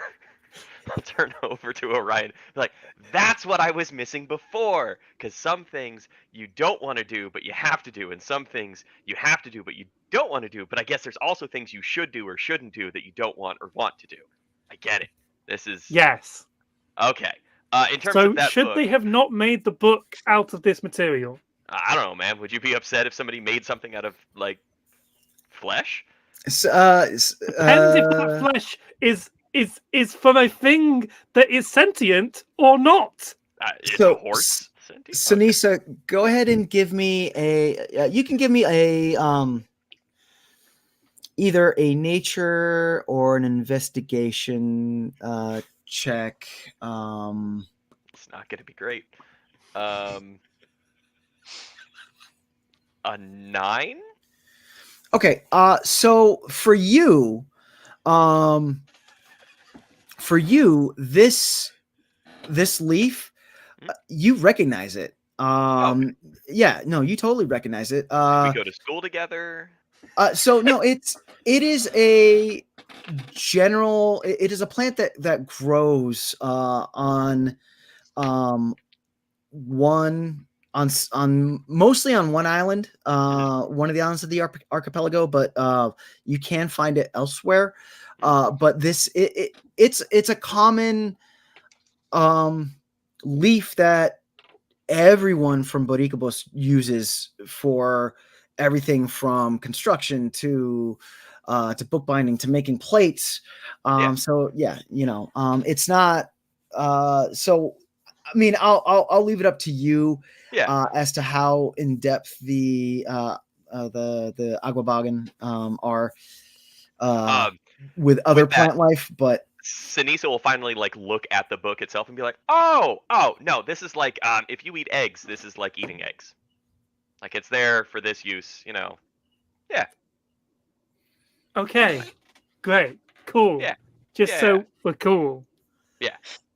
I mean, we're not like cool, but like, yeah, we're fine. We're good. We're fine. We're fine. It's We're like fine. part of the way that civilization works here, whether you like it or not. If you imagine life as a circle, right? It's somewhere in that circle of life. Cool. Yeah. Orion's watching this whole conversation like a tennis match. Trygve is sat next to him and just also like watching. He will gently nudge Trygve. Is this a commonality? Not seen Ceniza talk to someone. Well, I feel like the two of these two people match each other's vibe would be the right word, maybe. But Ceniza is always like that. Yes. How quaint. All right. He'll just sort of sit back in the chair a little bit. All right. So what do we want to do? You've looked the book over. You've gotten all that you can from the book. You do have thanks to Orion, you do have a location of where to go to further investigate. How do we want to proceed? A polite suggestion as an outsider of an outsider group. If you want to find out if it's a good thing or a bad thing to take it back to the people who owned it, why not ask them? Because if we ask them and they they want the books, they're obviously going to say that it was a good thing. Uh-huh. They could lie because they want the Yeah. books. They could. You're not going to know until you find out. I'm trying to find a neutral party. Well, from the sounds of it, and correct me if I'm wrong, Ceniza, there isn't currently any neutral parties out there. Neutral for like our little thing going on, the Civil War thing. Yeah, just a small thing of such as a Well, Civil War. Okay, so you guys are outsiders. I get it, right? But here it's a conflict, and it's been going on for a bit. But my people, the Anabogwan and the Kokian, we try to stay as neutral as possible.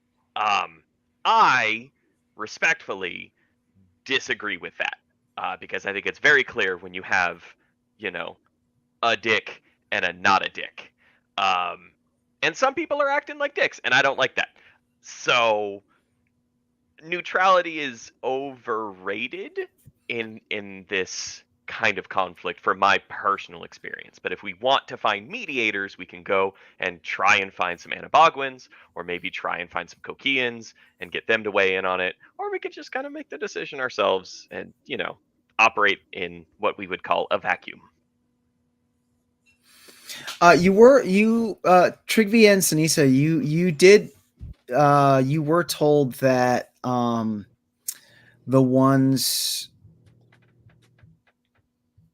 that this type of magic is actually Hebrew magic. Yes. Yeah, and that to find answers, you would have to go out into the mountains to get answers, or not that direct, but you do have this knowledge that this is Hebrew magic, to which Ceniza, you would know that this is something that is a mountain dweller type thing, which would involve Kokian and Anabogwans. Yeah, because I was specifically told by a librarian that it was Hebrew magic, and then was told that it was too lowly for outsiders. So Yes. And then, and then I assume I would have later relayed that to Ceniza, who then would have recognized that that's her. See, my argument would be, as outsiders, 3 of us out of the 4, that it being a good or bad thing to be back with its owner is immaterial to the correct thing to do being to give it back. If it has been taken by outsiders or is intended to be taken by outsiders, the correct moral thing to do, no matter what they will do with that book, as it is theirs, is to give it back. I am and I understand this may seem quite naive, to believe there are no dangerous books. I'm not sure I would agree with that, but I will admit there is... Books contain knowledge. It's what people do with that knowledge that is dangerous or not. There is something I am worried about, and it is quite personal, but I am worried that if this book is what I think it is, it could do a lot of harm. What do you think it is? Yeah. Ceniza, sorry. Well, I had a quick little side point, right? Which is mainly to say, like, this book is old, right? And this book has existed in that community for however long. So I feel like it's a relatively safe bet that if we give it back to the community, they're going to be responsible with it because it's theirs. The fact that it's old is what concerns me. The problem, though, is that other people clearly know that this book exists. So we should try to help out in making sure that the book remains safe and is either used or not used according to whatever's in the book, which we don't know. So, that's just my little side thing of, I agree. sometimes it's people using the knowledge, but people know about this knowledge now and might come look for it, and that is a factor we should probably think about as well.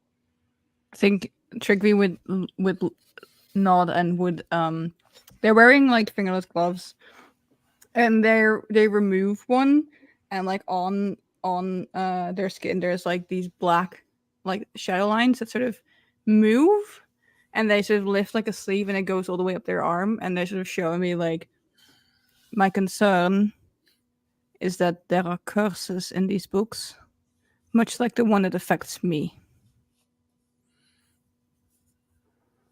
That is also why I'm here on this island. Try and find answers to that. You got a cursed book from elsewhere, No. and now you're looking to undo the curse? Sorry, let me No. write this down. No. It's a great opening. I was born with this curse. Born with the curse, inherited by family. Yes, my family tried to get rid of it, and I thought I did until I was born. And the bigger concern is that my daughter has it too. I Ceniza realised I goes- was being insensitive. Continues to write things down. Ceniza looks at her own hands and goes, "Am I Kurt? Oh, No. oh, I'm not. Oh, No. got it. Okay." If I may offer a counterpoint, this book has clearly been around for a long time. I'm begrudging to say I have yet to see any ill effects from it. The world is still standing, mostly.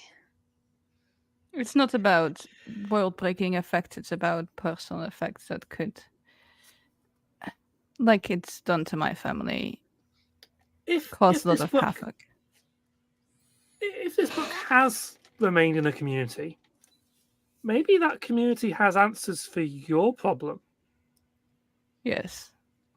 I would hope so, but also I know to be careful. In the casino, what clicked you off that you shouldn't be there anymore?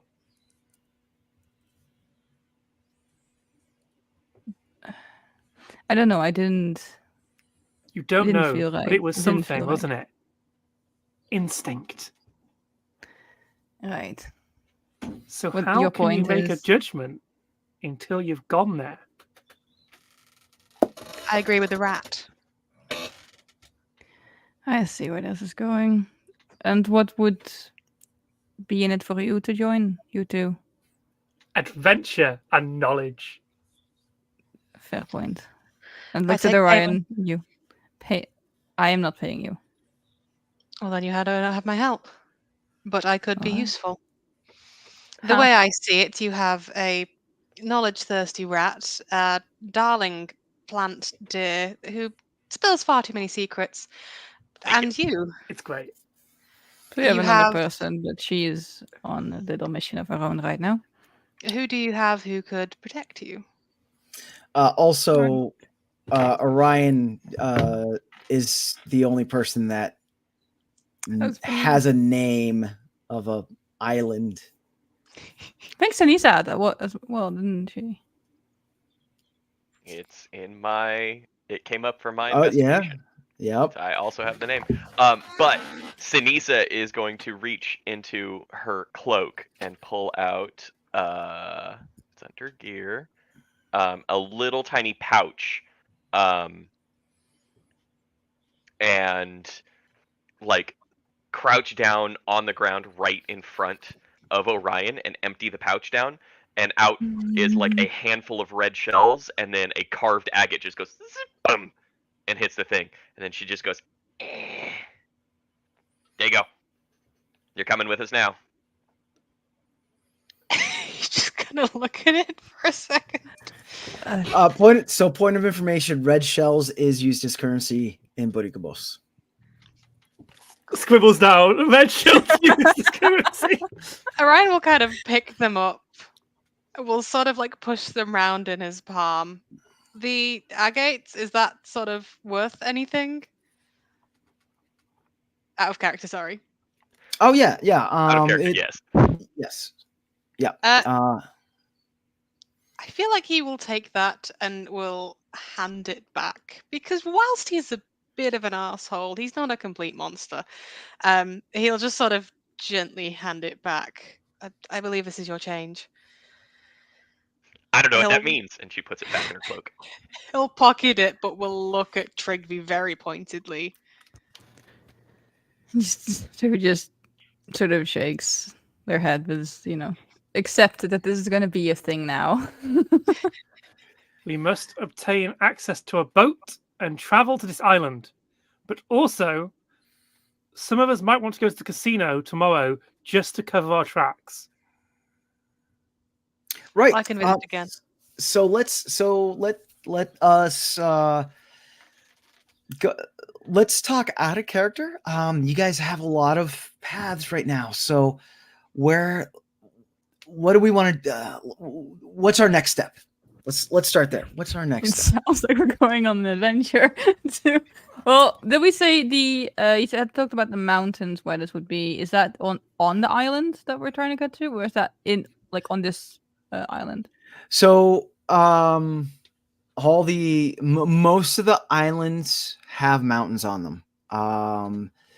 And the one island that Ceniza and Orion know about is actually the most mountainous island in the archipelago. Okay, that makes sense. And is it like an island close by? Is it like one of if you have like a couple of them, where roughly would it be? So amongst your discussion, as you all are hashing this out, the island that you want to get to, let me get you the name of the island. Hang on one second. So carry on. The name of the island is Karayan, Karayan.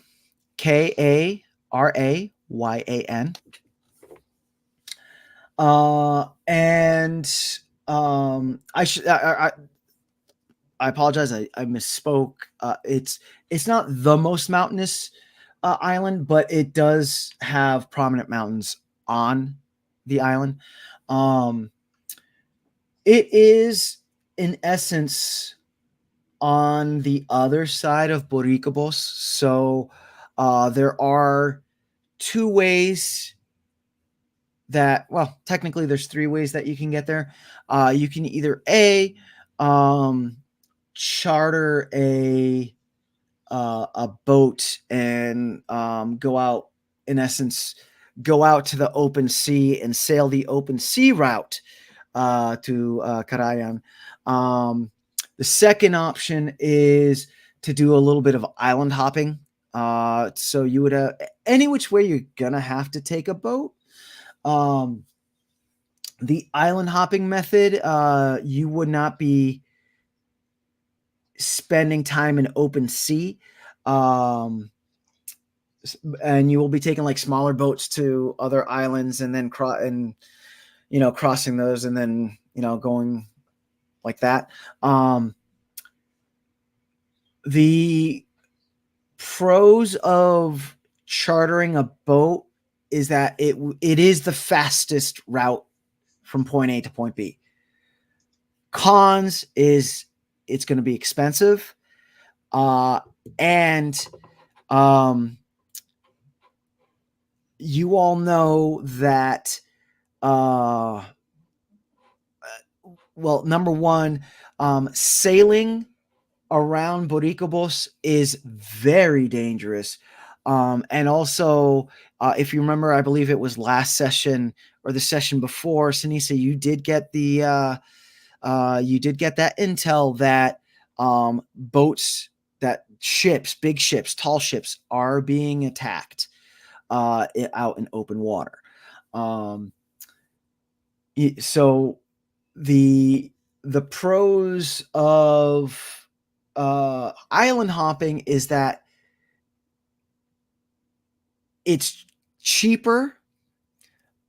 In this instance, it's safer, but it is going to take a little bit more time because you are going to have to hop from island to island. And And we get to see more places. And you do get to see more places. So, but you know, there is, now that you have the knowledge that there is a civil war going on Boricobos wide, you know, you are kind of heading headlong into that. So who knows Which what kind you of prefer, dangers pirates and sea monsters, or little islands of civil war? Right. So, Yeah. So that's that. Let me pose this question real quick. Before we decide on that course of action, did you all want to return to the casino, Los Números? Did you want to return the next night to Los Números? So I think that would be a good idea. Click thinks the best way to avert suspicion is to play along with it. And even if the other two don't, even if no one else goes, Click wants to try and go, A, to make money, because they've got a plan to make money on the cards, and 2, to kind of make sure that they don't suspect that they've got the books. okay. To like throw aspersion away just being something else. I mean, if we're Highland hopping, I don't know how much reach this guy's got, but my assumption is it's not substantial. So Click's suggestion is at least one or two of us should go back to that bar, to that casino, to make a cover.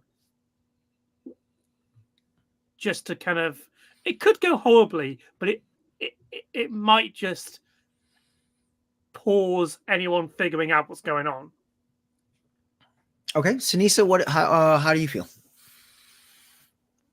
Out of character, 100% totally agree, 1000%. In character, zero interest in going back there.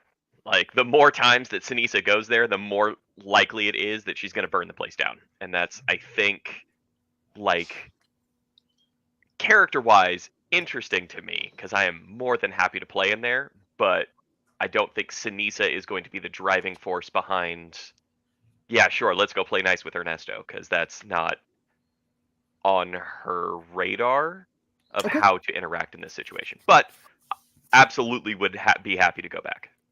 Okay. Trygve, what are your thoughts? I think they, in a similar vein, as a player, I think like, yeah, that sounds like a good idea. As a character, I don't think they're as interested. I think they're like, I genuinely think they're like, if we have these books, and I don't feel comfortable having these books right now, knowing that like we've encountered like multiple people now who are looking for these books, and Port Bikal is, from what I can tell, not that big in terms of like, you know, you'll run into these people again eventually. And I think Trygve is very much like the faster we get out of here, the better. Because we keep running into people who are talking about this book, want these books, and like they're starting to feel like hot coals. So yeah, they would absolutely be like, you know, let's just get out of here. And if Ernesto comes after us, we can deal with that later. Okay, and Orion. I think Orion, at hearing Click's plan, would agree. I think he's not particularly kind of got like a whole lot of coins in the game. He's absolutely willing to kind of go and sit, drink his wine like he normally would, go and make conversation, get a little bit of the scoop on the area, and then skedaddle as he normally does. Okay. All right. Is there something that Trygve and Ceniza can go and do instead? Like, what do you mean? Secure our first boat. We could, but then, I mean, Ceniza has just given all of her money away, so like. Not all and of I my have... money. I've given. Do you not have any money? I do. I have 27 gold pieces. I don't know if that's going to be enough. Yeah, I've got 30 gold, bruh. I just you've gave got all my still- shells. Go find out the prices at least. Just so you don't go into a building you both want to burn down. I don't want to burn the building down. Yeah, I want to burn the building down. I specifically Yes. want to eat Ernesto's hands, I know but you do. I don't physically think that that is possible. So I will opt for lighting it up. So behind the curtain, right? The thing I was originally looking at is now can I combine all of my alchemical tools to somehow make like a diversionary fire? And then I realized, oh no, I'm just going to burn down an entire residential area. I should not do that. Let's play my class from a different perspective. Let's play the class, not the character, and it worked out fine. Yeah. I That makes think sense.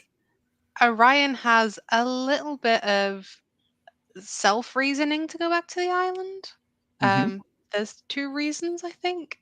So he may be willing to put money towards it back on the very strict knowledge that he will get this back if we get any recompense. He's not doing anything for free. So he will be willing to put, I think I got about 80 silver. I don't know what gold I have. 8 silver is 8 gold. Oh, I don't have a whole lot. I got I- 21 silver, and Click's willing to give it all. Listen, this is great material for my next book. Right. So really quick, I'm getting the feeling that Click and Orion, you all want to go back to the casino Mhm. while Trygve and Ceniza Try and look- prepare. look for transportation. Okay. All right.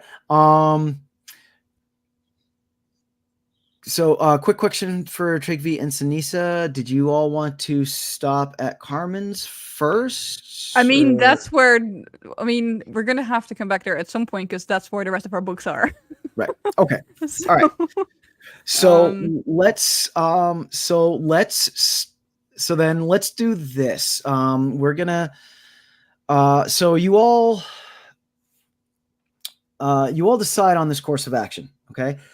Click and Orion, you all are gonna return back to the casino the next night and try to get a little bit more information. While you all do that, Trygve and Ceniza, you all are going to return back to Carmen's and get the books and all that. So well, would be, in my opinion, that would be the last thing we do before we leave. So, because I Okay. don't want to walk around with all 6 books on me right now. Fair. So- Fair. Okay, so Yeah. then the first thing that you're going to do is go and try to find transportation. Yes. Okay, cool. So let's do this. So you all agree upon this course of action. We're just going to fast forward to the next night. And Click and Orion, you all head back to Los Números. You descend down the stairs. And as you descend down the stairs in Los Números, there's something very, very, very odd that catches your attention at first. There is no music playing.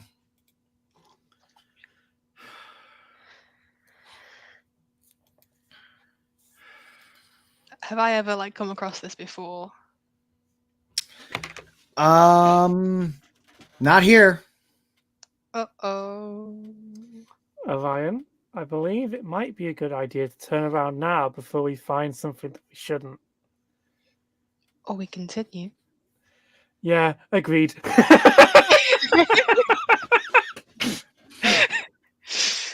He is going to hand prepped to grab the claymore if needs be, Okay. and proceed.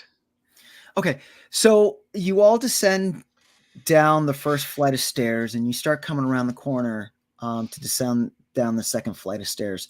The first thing that you see, remember how initially I had described that there were two bouncers Mhm. there. Now, not only is it silent, but the two bouncers one bouncer has been reduced to a pile of rubble, and the other bouncer appears to they haven't been reduced into a pile of rubble, but they appear to be not with life force anymore. You also see that the door Orion, you would know this. The door normally, again, it's a Wallachian thing that they can control, like lava and whatnot.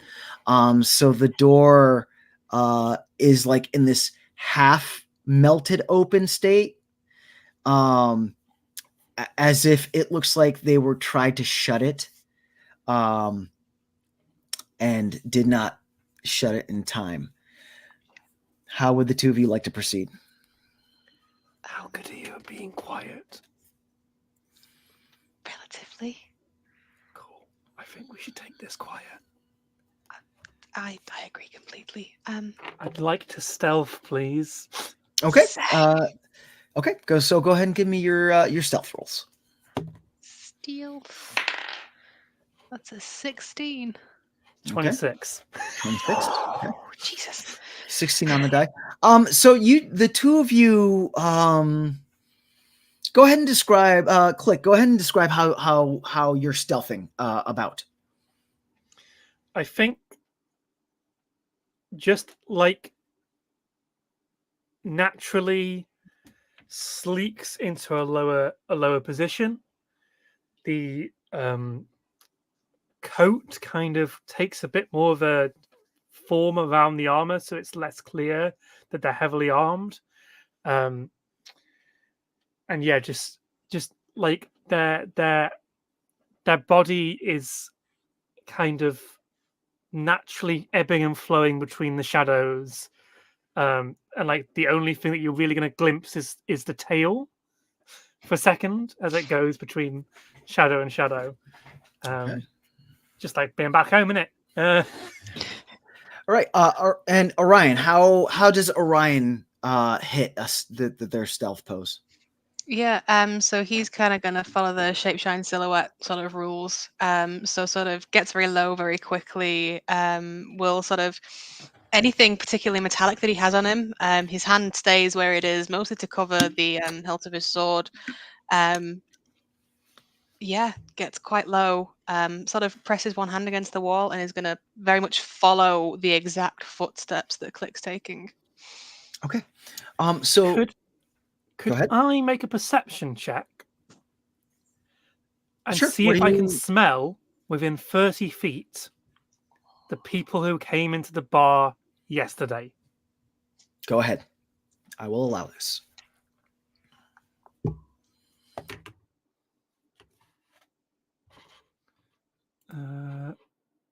Let me just check how this perception works. Cool. That's going to be 17. Okay. So you do not smell their smell, but the smell that fills your nostrils is that rank of death.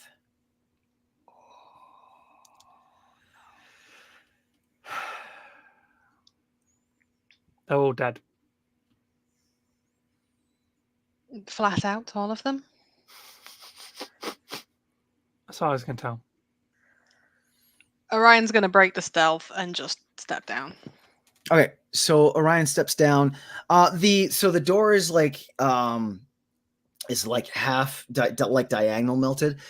So you don't have to like climb. You just step over the door, and as you step in, you do see the bar has just been. It's still the dim lighting, right? But it has just been wrecked. The machines have been tossed and are like all over the place. You see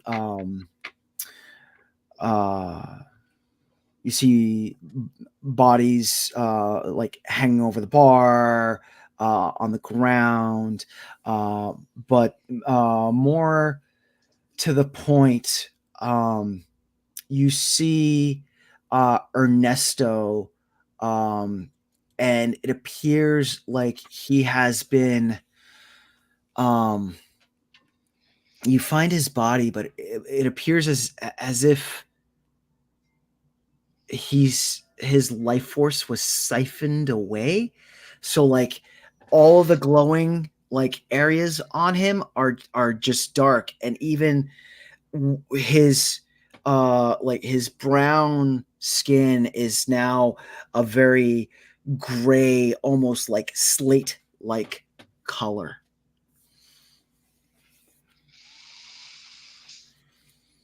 Oh shit. I think Click joins Orion. Yeah, he's gonna sort of take a knee next to Ernesto. Okay. You know, I think we may have stepped into something far deeper than we ought to. I think without us two, those two are in a lot of trouble.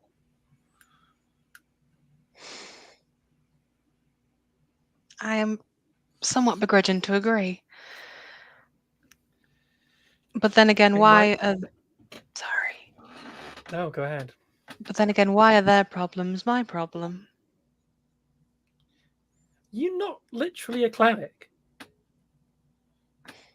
Yes, but not for this. I don't go around fixing everyone's problems and helping things. I'm not a cleric, I'm a war priest.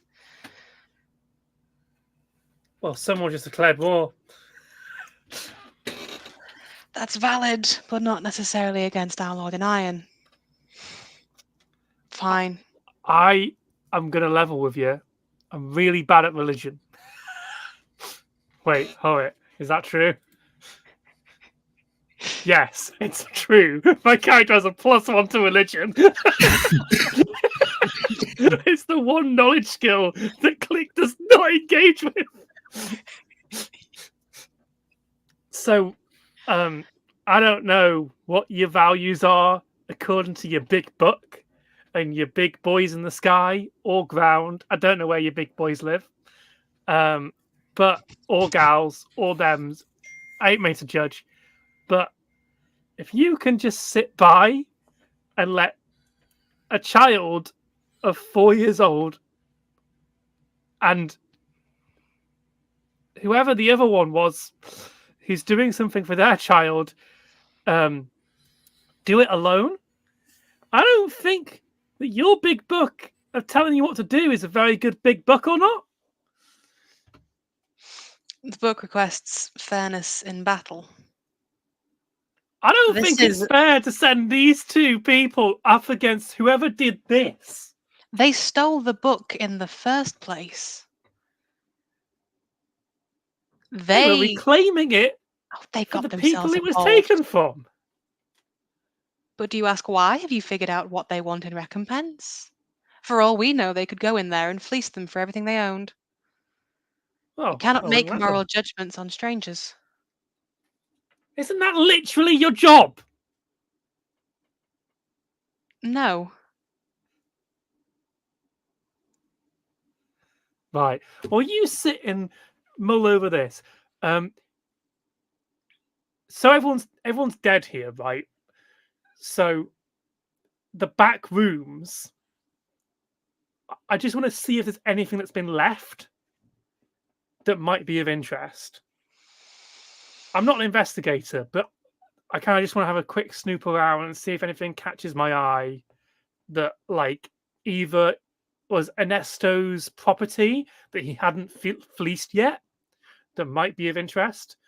And if it's all gone, it probably means that the shadowy cloak people took it.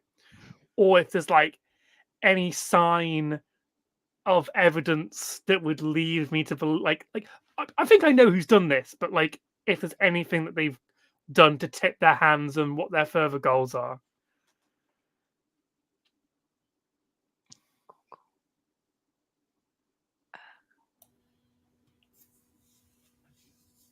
Was that directly to Orion?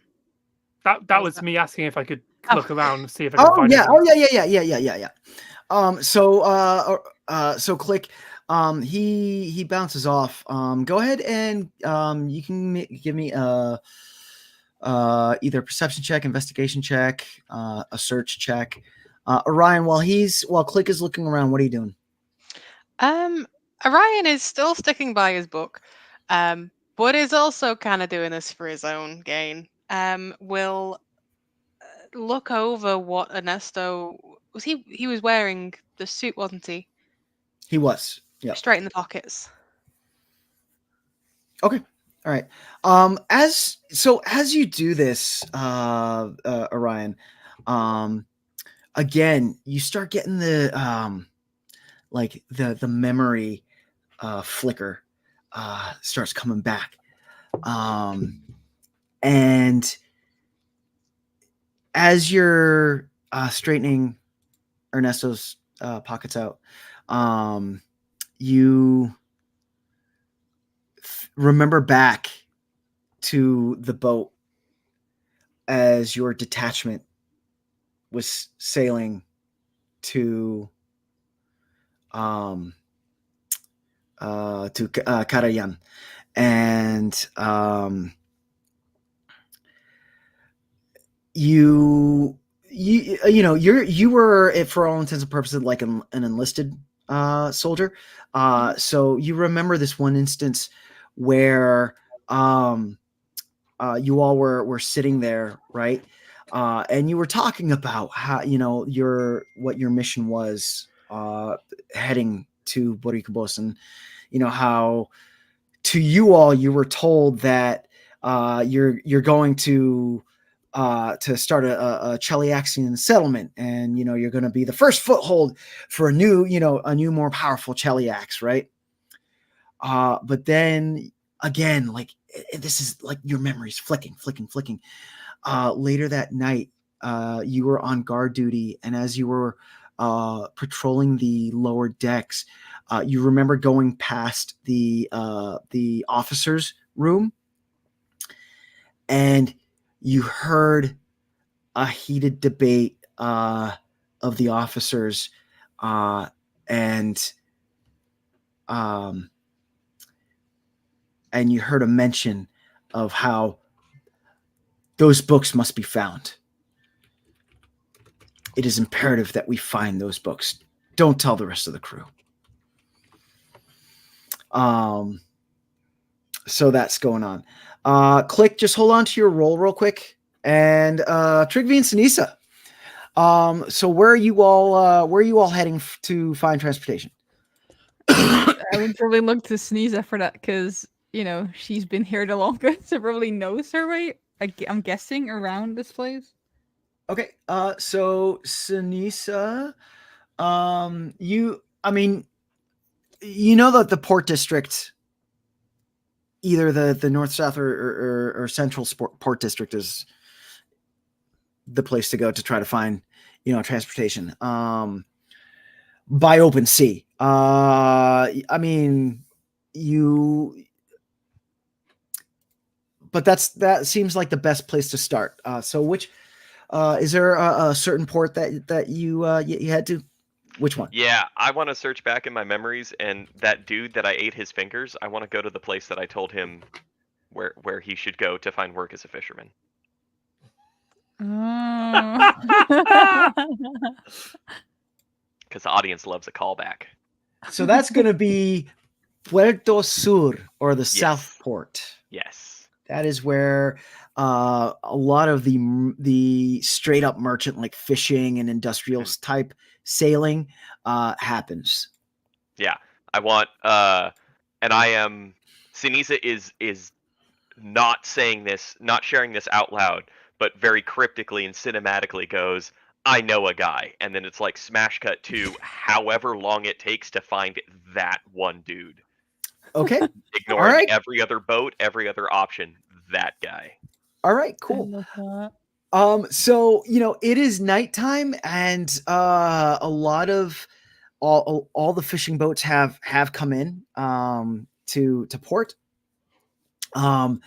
We smash cut to this inn in Puerto Sur.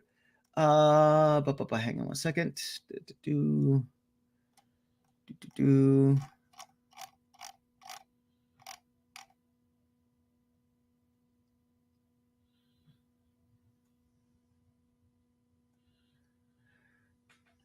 So we smash cut to the Gull's Cry Tavern in Puerto Sur. This tavern actually looks very different from the standard Burrikabosin architecture in that this tavern was built by someone that did come from Galarian. So it looks like your stereotypical fantasy Western European tavern that is located at a port. But like the seedier type tavern, so it's a little bit small. There's like barrels out front. There is a sign that says the Gull's Cry. And you stand in front of the Gull's Cry, you and Trygve, with having through your channels, knowing that the individual is inside. What do the two of you want to do? Ceniza, again, cinematically stares at the inn and goes, "That one-handed bastard better be in there, or I'm gonna eat his other hand." I think what for once Trygve allows this. It's like just wants to see what's going on. Excellent. Yeah. Okay. All right. So you all enter the Gull's Cry, and the low din of gruff fishermen fills your ears. As there's chitter chatter. Every now and then there's a loud laughter. This is a very working class tavern, so it's just a bunch of local fishermen drinking and getting their dinner and whatnot. At the bar, you see what was his name? Yeah, I have his name somewhere. I'm trying to find it.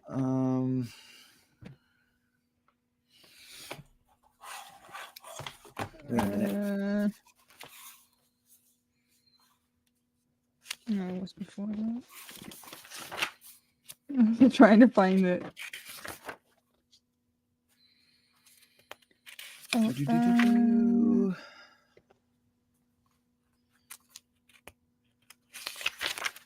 Kyle? It's Kyle. Kyle Briggs? It's Kyle Briggs. Kyle Briggs. Got him. Right there. So, yep. At the bar, you see Kyle Briggs, and he's got one hand is holding a. Actually, no. One hand has is holding a chicken, a piece of chicken, and the other hand is actually not a hand, but a tankard attachment made out of wood. And and he's just kind of sitting there at the bar, just totally not talking to anyone else, just and eating his chicken. You do see that there's a stool to his left and a stool to his right that are empty. Yeah, I think Trygve would clock him, walk up to him with Ceniza, and would sort of first put a hand on his shoulder before going to sit down, and then let Ceniza work her magic. Because I feel like Trygve can tell that Ceniza is reveling in this Very thing. much so. Okay. Thank you. Ceniza, how do you make your entrance? Ceniza is so Trygve hand on shoulder, right? And then Ceniza is going to confidently but very obviously struggle to get up on the stool, and then sit on his good hand side, so the side that still has fingers. Is sit there and then hands flat on the bar in a callback scene to in the casino, and go, "Hello, Kyle. Nice to see you again." So Trygve is of course the first one that comes in and sits and places their hand on Kyle's shoulder, to which Kyle looks over very just disgrudgingly at Trygve, and then as he looks at you, the slow realization evolves on his face at who he's looking at, to which Ceniza then pipes up, "Hello, Kyle." And Kyle slowly looks down at Ceniza and is like, I'm fishing now. I've given up my life of ne'er-do-well. What do you want from me?"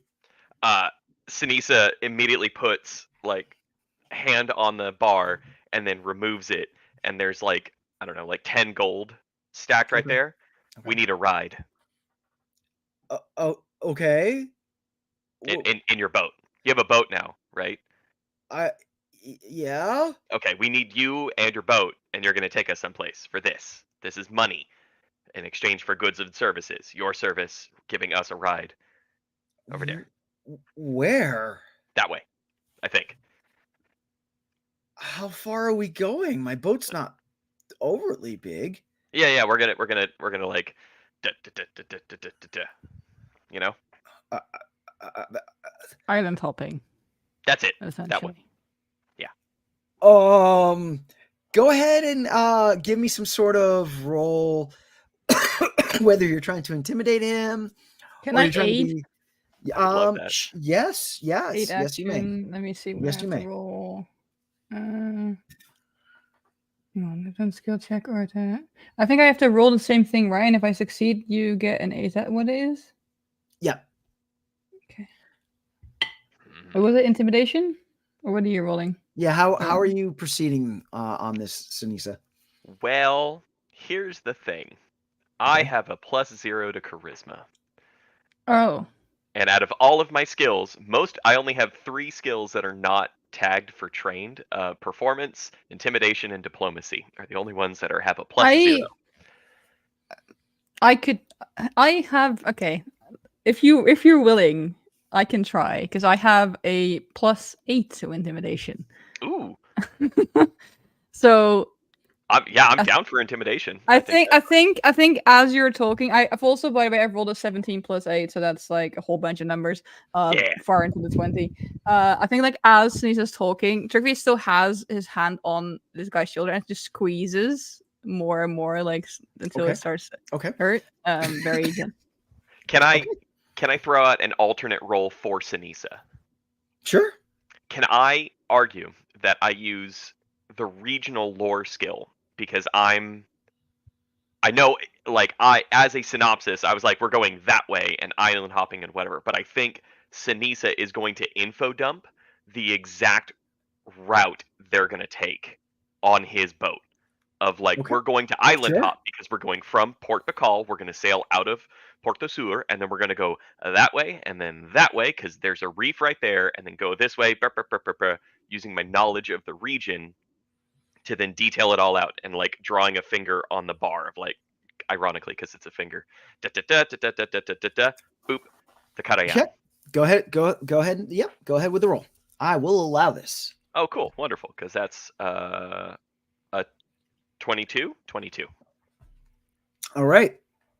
So Kyle, feeling the hand clenched on him and with all the getting the route, he looks back and forth between the two of you, and he's like,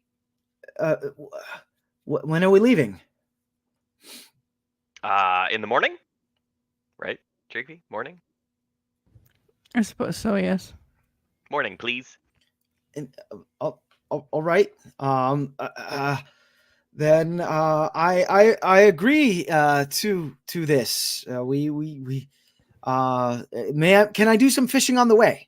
Oh, always, of course, yeah, absolutely. We need food after all, don't we? Yeah. All right. Then meet me at port numero port 3 tomorrow morning. Okay. And we'll set off. Thanks, Kyle. I appreciate this.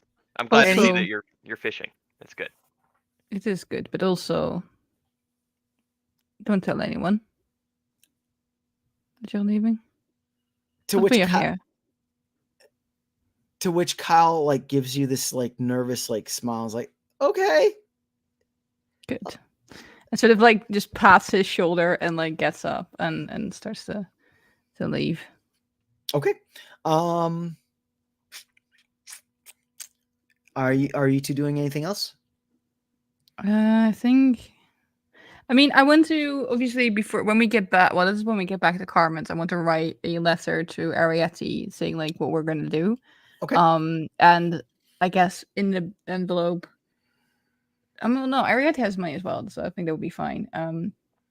Yeah, just detail what we're gonna do and give it to Carmen and say like, when Arietty gets back and we're not here, please hand it over, stuff like that.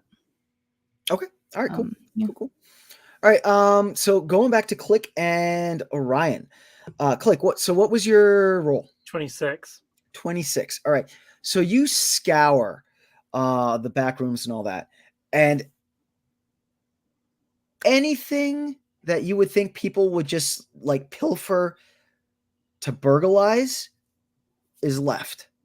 However, it looks like this entire casino has been tossed, as if something was being looked for. They were looking for something specific. So they might have assumed he was lying about the books and tried to find the books or something along those lines. Right. Okay. And is there any other artifact stuff, or has that been left as well? Anything that isn't the books? You do. So you do, yes. In like a back room, you do see some other artifacts that are like half crated up type situation. However, they are untouched, other than like being tossed. You know what I mean? Cool. It's not my. Yeah. Okay. Interesting. And obviously the place is a mess. Yep. There's nothing left that's like. I guess the murder weapon was magic, so like, there's nothing I can like. So looking over some of the other bodies, yeah, a lot of it does look like magic. You do see some stab wounds. You do. It does look like a tussle did happen, and it does look like some people did engage in melee Fisticuffs type stuff. Cool. Go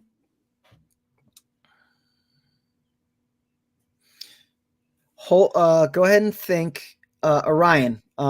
Did you want to do anything else?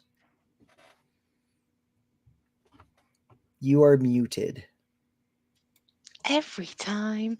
I think the main thing he would want to do is, knowing they need money for the boat, have any of the like slot machines Yes. been Yep. like wrecked? Yes, they have. Yes. Pick handfuls up in pockets. Okay. Yeah, there is in this case there's copper, silver, and gold just like strewn all over the floor. You are you are able to pick up let's say you just kind of do like a handful like type thing. I feel like he'd be specifically going for gold, but I feel like he'd just kind of pick a few up and then go, oh, and then just scoop. Okay. So if Orion is just specifically going for gold, you are able to pull up roughly 172 gold pieces from the floor. Cool. I don't know how to add that to my sheet. I just jot it down on a piece of paper. Yeah, I'll tell you later. It's very difficult in this one. Cool, no worries. So what was that number again? 172 gold. Thank you.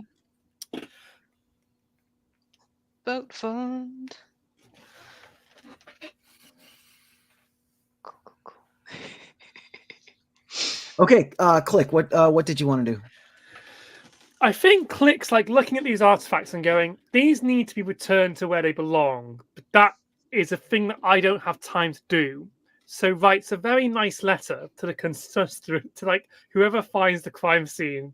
Hello, I'm lost. Please return me to my proper owners, the people whose this belongs to. Let's sit down. And then the thing that Click is going to do is Click has had a thought that this looks real suspicious for those shadowy cloak people. And we've assumed it's the shadowy cloak people. There is a possibility it's a third party we don't know about. So how best to investigate if the shadowy poke people are behind this or not, but to identify the magic that was used on the victims? Could I make an Arcana check to see if I can figure out what magic was used on these people to take their lives? Yeah, of course, of course. It's going to be difficult because it does look like these bodies have been here a few hours at least. So I've got to at least try and figure something out, sure. just in case this is a third party and we're in even more danger than I thought. Okay. Math is not my forte. So that's 18 plus 7, 25. 25. Okay.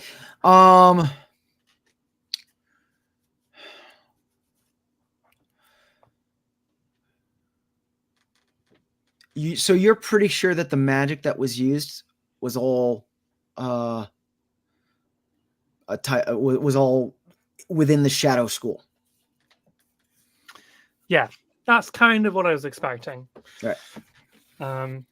So unless we've got another group of shadow magic users afterwards that we don't know about, it was the people we think it was. That's all good on my book. Yeah, I don't think there's anything else to be gained here. I think Click comes back in to see Orion picking up the gold and goes, and just leaves. Oh no. Okay. So do you all meet somewhere? Did you all like arrange to meet somewhere? Did you? I think we would have given them the direction of Carmen's, I think. Yeah. Okay. Alrighty. So, all right. So, Ceniza, Trygve, Click, Orion, you all converge onto Carmen's all at the same time. And Carmen's is the hostel that Trygve and Ceniza have been staying at. It looks the architecture in Carmen's. So it's a very like a Spanish style architecture, right? With a bright yellow cover of paint. It surrounds a main courtyard where there's a bunch of tables that's where you all enter into Carmen's, and the tables is where normally people receive their foods and whatnot, but for right now that's where you all meet. Before we go in, Okay. Click turns to Orion.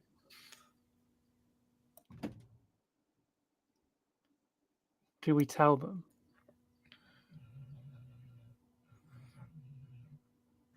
You're muted. Again. Potentially. Oh, they seem the type to take it hard. They might take it badly until we're out of here. It might be a good idea to not quite tell them what happened until we're off on the boat and out of here. Because if we spook them and we start acting unnaturally, we could get more suspicion than if they act within reason normally. So we had a perfectly normal evening. We had a perfectly normal evening. I won that gold on the blackjack table. Yes. And It's staying in my Alfredo pocket, isn't going to be a problem anymore. As soon as we're on the boat and we're out of the city, we tell them what happened. But till that point, we can't tell them. A wise decision. They seem the skittery type. Just so that we're in agreement on this. Yes, I agree entirely. Above table, I'm so sorry, players, but it just dawned on me as we were voting that, like, No. this might It's be perfect. Don't worry about it. Don't worry about it. You are in character for these two to think of.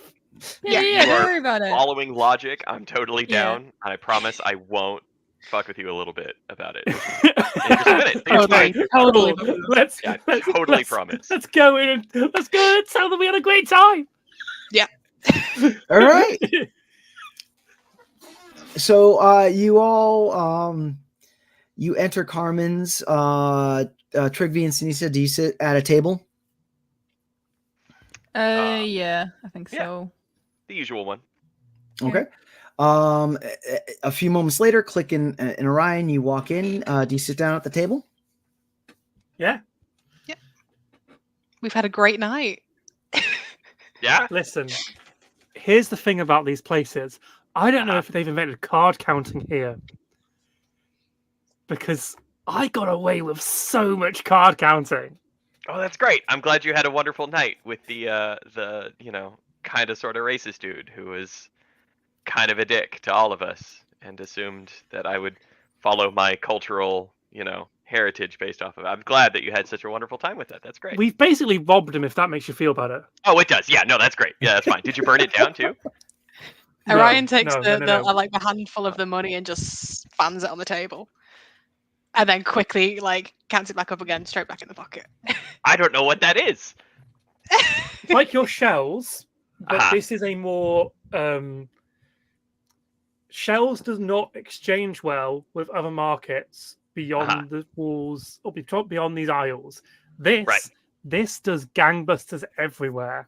Right. Except for here where we use shells. I've been here a week to know that gold also does pretty well here. Oh, does it?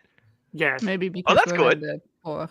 Because we were paid in gold, but it might not be us of much use when we leave this aisle.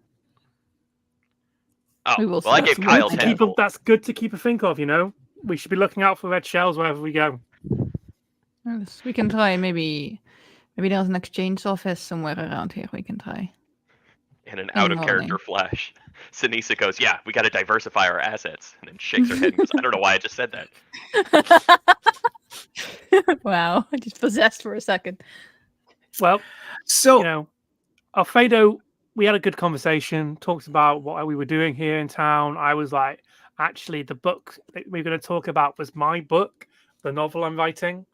Trying to get it published. Is Alfredo another person, another cousin?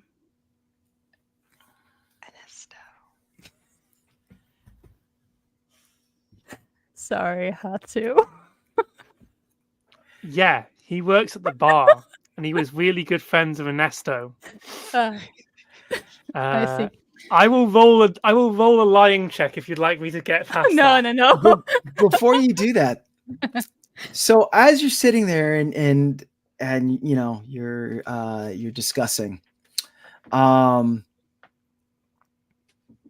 you hear footsteps come in from the entry hallway into the courtyard, and as you all look over, you see 4 individuals wearing robes. One of them takes his hood down, and you recognize him as the individual from Ernesto's. And he looks you over and he exclaims, "Ah, yes. Ernesto told me I should discuss literature with you all. Publishers!" And this is where we will end the session." Fuck. I will point out when they go back to put the book back into the hiding place, so they're not anywhere on them at the moment. Okay. That would have been the first thing they did once they got back. they didn't They do follow not like us. having them on them. They didn't follow us here because I would have smelt them. That's right. So thank you all for joining. This was our this was our session of El Juego, a Pathfinder 2e campaign. I really I want to go around and give everyone the floor to promote anything that they have going on. or talk about any projects that they're currently working on. I am going to start with Connor. That's me. Hello, I'm Connor. I've been playing Ceniza, the Anna Bogwin investigator. You can find me here on Vibe Tribe doing other Vibe Tribe-y stuff, including Between the Pros. Later on today. Sorry, Finn, who is probably still watching. Later on today, for our next game session, I'm also in Gaia Chronicles, which is every other Monday. I was not in the last one, but some cool stuff went down. In this one, and that's all 3 for now. And then you can also see me in some Season 2 games on Vibe Tribe, but yes, watch all the Vibe Tribe stuff, subscribe to all the Vibe Tribe stuff. We're trying to get our subscriber count up on all platforms, so do it, and you'll be my homie, and I appreciate it. There we go.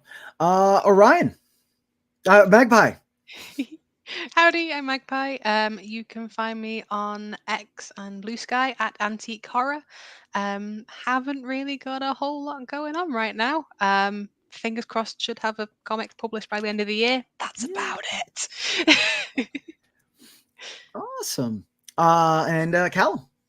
Hello, I have been Callum and will continue to be so. You just won't see me anymore unless you find me on the internet at Theatre Callum on the place that used to be called Twitter and Instagram, and also I've got a blog called Theatre Callum. It's find it at theatrecallum.blog where I talk about theatre in Wales, and I'm trying to write a blog at the moment, but I'm failing miserably because I've got some really nasty things to say about a piece of work that I know a lot of people who worked on. I ain't got much on at the moment. This is the only game I'm in, and my other projects. The only confirmed work I have is in 2027. So that's the state of my vibe being at the moment. So yeah, read my blog and find me on Twitter when I occasionally. I'm trying to take a break from that horrible place, but I'm occasionally there, popping around. That's me. Bye. All right. And Anna, go ahead. Hi, I'm Anna or Riley, whichever one you prefer. I use they them pronouns, and I am definitely human. You can find me literally anywhere at Peculiar Planets. I'm on pretty much every social media. As for things to plug, I have things coming up, but I don't have anything yet. But next week on Friday, over at the Misadventures League, we're playing a charity one-shot to close off Autism Acceptance Month. We're playing D&D. We're raising money for Swan, which is a charity located in Scotland. They help autistic women and non-binary people find connections, help them with information, resources, and stuff like that. We're playing at 7 p.m. British summertime or 8 p.m. Central European time. And 26. I'm not in it. I did come up with the concept, so I have organized it, and I will be around as a mod. So I would appreciate it if as many people came and watched it, and obviously donated. And that's it. All right, that sounds really cool. Yeah. So definitely check that out. And as Connor said, definitely please check out the rest of our Vibe Tribe games. We have all sorts of games from different game systems going on. Check out the Vibe Tribe podcast. If you can't tune in and watch us, you can take us along and listen to your favorite game via podcast. Also, check out the Biconics Wrestling podcast, which I am associated with and which is also part of Vibe Tribe Productions. We have a lot of stuff going on over there. We are actually going to be appearing at the New Jersey Wrestle Show in Middletown, New Jersey, May 18th and 19th. So if you are in the area, come check it out. And if not, stay tuned to Biconics, to BC WrestlePod, where we're gonna have a lot of stuff going on then. But we have a lot of stuff coming out. So Dynasty from tonight. yeah, and Dynasty is tonight. Yes, sir. Ready for that. So I am Adolfo, the nerdy Puerto Rican, and for my players and for Vibe Tribe Productions, thank you for coming and listening. And until next time, hablamos luego.